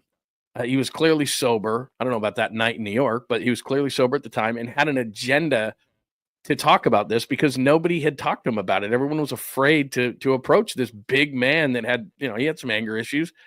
And it was the most amazing 10 minutes he had done. And it wasn't because of me and Greg. It's just he opened the door up to it so we could candidly talk about it. And he had an agenda to talk about it. He didn't want to sit there and duck it anymore. So he just did it for like 10, 15 minutes. I still have the interview actually as part of like a reel that I have. It was just an amazing thing. And people don't realize that sometimes these guys want to let it out. And they want to talk about it. They don't want people to speculate or wonder or these kind of things. They actually want to say, look, let me take this head on. Which is, that's 10, 12 years ago. Nowadays, these guys can do it. They've got their forums, they've got their podcasts, they've got their things. They can explain it. They'd rather explain it. They'd rather talk to their friends about it, whatever, and then put it out on whatever platform they want to discuss it. But there is a lot of guys that would just say, you know what, because the technique of interviewing, for those who don't know, and now look, if something just has to be talked about, you got to lead with it, and that's the majority of your conversation. But a lot of times what you do is you talk about something with someone, you gain their trust, and then you know what? You ask them the tough questions at the end, because if they want to end the interview, you've already got 8 or 10 minutes on tape anyway, and you ask the tough stuff last a lot of times. But nowadays, guys they understand and they know what's coming, and they know that you got to ask the questions, because if you don't, someone else is, and they're going to get the content on their page. So we're all out there going, look, we got to get people to click on our stuff. I got to ask the tough questions. It's just the way it is. Now, some people, like we started the show with John Lynch. John Lynch is a master at saying something but saying nothing. Like today, he had some pretty insightful things that he said, but a lot of times, like the one guy asked him about Brandon Ayuk, point blank. He sidestepped that and started talking about how the team needed to get younger. So what that tells me instinctually as a reporter is there might be something to that, because he didn't want to answer the question that Brandon Ayuk, were they shopping Brandon Ayuk? He goes, you're always going to get that when you have really good players, but the team needs to get younger. And it's like, just went right around the question. Like, whoa. Why did you just sidestep that question? Because if you're sidestepping a question, that tells me that you don't want to talk about it, because there might be some truth to it. Yeah, so that was weird. Anyway, that's what we started with is Lynch. So maybe we can turn this whole thing back to Lynch for a second. But yeah, well, and that's part of being a good executive, is to be able to diffuse things and sidestep things. You know who the best of it? Billy Beane was the best at it. Billy Beane, Bob Myers. Bob Myers was great at it. Like, you'd sit there, because we used to have Bob Myers on weekly, and Bob Myers would come on and you'd think, man, that was really, really good. And then like I'd be driving home listening back to the interview, and I'd go, he didn't say anything. Like, we had him on for 15 minutes. We asked him all the right questions. He didn't say a damn thing. Yeah. Or they don't, like Ned Colletti was great at like answering questions. I mean, he would make you feel like he was straight up front with you, but then he wouldn't necessarily give you any extra anything. But I always enjoyed interviewing him. Moises Rosales says, odd question. Would you rather buy a premium Purdy rookie card or a cheaper but good Bryce Eldridge card? In other words, who are you higher on? Oh, Brock Purdy. I have many guys. Bryce Eldridge. Cards. Bryce Eldridge is a tall hitter. Okay, go look at the history of baseball. Tall hitters are either Hall of Famers or they're minor leaguers. Aaron Jones. Damon Minor is the Giants hitting coach. What was he? Tall hitter. What was he? Minor leaguer. All right. For every Darryl Strawberry, Dale Murphy, Frank Howard, there's 20 guys who are tall whose strike zone is massive and they just can't do it. Now, Bryce Eldridge had a great year. He had a great year. We saw that the other day. And you don't game plan for guys in spring training. You're just trying to get your work in. But if you're going to swing at bad pitches low and away, I'll just throw you, I don't need a scouting report for that. So he hits the home run his first at bat. And I'm not down on the kid. I'm just saying, like any young hitter, he chases. So he saw 6 pitches in his first 2 at bats the next game. Every one of them was a slider away. And he swung at every single one of them and missed him. It was he went from A ball to AAA last year. He needs to spend. And then, this is the thing about it. I mean, it drove me absolutely bonkers listening to people say, well, they don't need to sign the polar bear because they've got Eldridge. It's like, that's the dumbest thing I think I've ever heard. Eldridge may never play in the big leagues. Never. He may never make it. And sitting there, all these Giants fans, and I'm one of them, but let's be honest about this. The Giants talk glowingly. There's 2 sets of prospect conversations. Their future prospects, everybody thinks are all going to be stars, and their past prospects, who 95% of them were busts. So how do you reconcile that? I mean, do you know how many years I've been talking Giants baseball on KNBR? Oh, here, they don't want to move Kurt Ainsworth. They don't want to move Jerome Williams. You can't move Jesse Foppert. You can't trade Gary Brown. Those are painful. You can't trade Gary Brown. You traded Tim Alderson? What in the hell's wrong with you? Giants fans lost their S when they traded Tim Alderson for Freddie Sanchez. Freddie Sanchez, I think, had won a batting title. Tim Alderson was a minor league pitcher who never did jack in the majors. So don't tell me any more about prospects. I don't want to hear about prospects. Show me players. And Eldridge might be great, but guess what? There's like a percentage chance that he's nothing. And what percentage is that? It ain't 1%. It ain't 5%. It's like 35%. So let's pump the brakes on Bryce Eldridge, all right? He had a nice year last year. He rocketed through the minor leagues. The people that I know who know his game well say he's one of the worst defensive first basemen in all of pro ball. So he will not be playing first base. He'll be a DH, all right? He's a DH. So we're talking about a DH that's probably 2 years away from contributing at the major league level. I think everybody just needs to pump the brakes and realize that you can't, this is baseball. I did an interview with Elliot Ramos 2 spring trainings ago. Okay. And I'm like, he'd already been in the minors for a long time. I'm like, Elliot, this has got to be your year, man. They got to give you a shot. Not only was it not his year, he didn't have a good next spring. And he only got a shot this last year was when they had injuries in May. And it's like, hey, let's call up Elliot Ramos. He almost didn't get his shot, period. So, I mean, this idea that, and I was saying 2 years ago, dude, you've done everything you can do. And he's like, no, I got to go back to AAA. I got to prove it. So the baseball thing is it's a long freaking road. And this guy's 20. 20 means he's a baby. And that means that, it's going to be 2 years for sure before that kid is ready to do anything in the major leagues. And it may never happen. So I'm not saying that I'm rooting against him. I'm rooting for him. And I hope it happens this year. But this whole, crazy talk like, oh, they shouldn't go after a good first baseman because They're going to block Bryce Eldridge. I mean, stop it. Stop it. I mean, you know how many Giants prospects? Angel Villalona was supposedly going to be amazing. Marco Luciano was supposed to be amazing. All these guys were supposed to be amazing. None of them have ever done anything. So it's just stop. We need to stop. Prospect's a prospect and nothing more until proven otherwise. Steve Cass, new member. Welcome aboard, Steve. Aaron Loss says, Larry, give us a 30-second bit of Trent Baalke. You know, it's so funny that you would say that, Lowry, because I like our linebackers. Or you look at a Gerald Hodges, for example, Lowry. You see just a slow guy tripping over his feet who can't make plays. I see a guy with a lot of potential who's torn an ACL and needs a second chance. All right? That's what I see. That's what good old Trent Baalke sees when I look at a guy like Gerald Hodges. Man, that was amazing. Because I was standing right there when he said that. And you've got it down. God, talk about a guy who knows how to manage up. I mean, my God. Can anybody manage up like Trent Baalke? Because he had no business doing anything he's done in the NFL, and yet there he is. God, he's like a cockroach. Took everything to get him out of Jacksonville. That was a nice, by the way. That was a great effort. That was worth whatever that person paid. Amazing. $1.99. Yeah, that's going to do it for us. We're going to bolt for the door.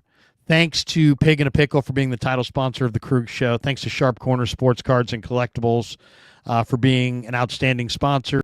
And thanks, of course, to our friends at Mancini's. Whether you shop online or visit in store, use that code KRUEG10, KRUEG10, and you'll get 10% off at any of Mancini's locations or online at their website, sleepworld.com. Support the show. Go buy a mattress if you need one. Tell them the Krueg sent you. Save the money. Save the 10% by using the promo code. Johnny, shout out your channel, man. And if we got almost 3,000 people watching this show right now. It would be great if every single one of you guys would take a minute before you jump and head over to John Lund's channel, John Lund Unleashed, and give him a like, give him a subscribe. He's just started his channel recently. He's trying to build it up. You guys know how hard that is and how long that takes. Give Johnny a like and a follow, and he puts out great content. A lot of stuff, same content that I'm putting out as far as topic matter. We're talking Niners, Giants, Warriors, Bay Area sports. So give him a follow, give him a like, give him a subscribe, and help him build his channel for sure. Thank you very much. Appreciate it. Yeah, John Lund Unleashed on YouTube and other platforms. And then right now on johnlundunleashed.com, because I have a website, I do have a recap like we did tonight of John Lynch, and I even stole some video of the whole thing too and cut it up into pieces. So check it out, and you can see what John said, and check that out at johnlundunleashed.com. I do a blog every day in addition to the YouTube show and everything else. 8 a.m. Pacific is usually when we're on. We go as long as it takes, and then I'm like you. I do stuff all through the day. So if you want to stop by at 8 a.m. tomorrow in the morning, that would be grand. That's it. Give John a like. Give John a subscribe. Follow him over there on his channel. Help him grow his channel. Thanks to all you guys for jumping in here. As far as tomorrow goes, tomorrow on the Krueg Show. Tomorrow. Let me see. Let me check the schedule. Krueg Show tomorrow. I always got to check the schedule. Okay, so what do I got tomorrow? Thank you very much. Tomorrow, we got a sponsor meeting in the morning. All right. All right. So tomorrow at 6 p.m. Niners Nightly. Join me tomorrow night on KNBR from 6 to 7. And then from 9 o'clock tomorrow night, the return of Dieter. Dieter had a little girl, and he's taking a few weeks off. For him, man. He'll be back. Me and Dieter will be chopping it up tomorrow night at 9 o'clock. Friday morning at 9 a.m., Damon Bruce, 10:45. Chase Sr. is going to be in the house. And then Friday, join me at 6 o'clock for Niners Nightly. And looking forward to a fantastic rest of the week. Thanks to all of you guys. Thanks for supporting the channel. We have a store as well with a bunch of gear and stuff. You want T-shirts. There's a lot of cool stuff. We just started selling golf shirts with cool. I ordered a gray one. Kev's got a charcoal one. My other son's got a blue one. We got a Krueg Show shirts with the patch. The basically in the top corner up here our little logo. We got that in the corner of the shirt, and it's just a golf shirt. So they're really cool. Help support the show. Check out the Krueg Show store on YouTube, and you can see it right there on YouTube. It's pretty easy to find. But for Johnny, I'm Larry. Have a great night, everybody. We'll see you tomorrow. Thanks for tuning into the Krueg Show on YouTube. Yeah, never met a man I've been scared of. Careful, you gon' get exactly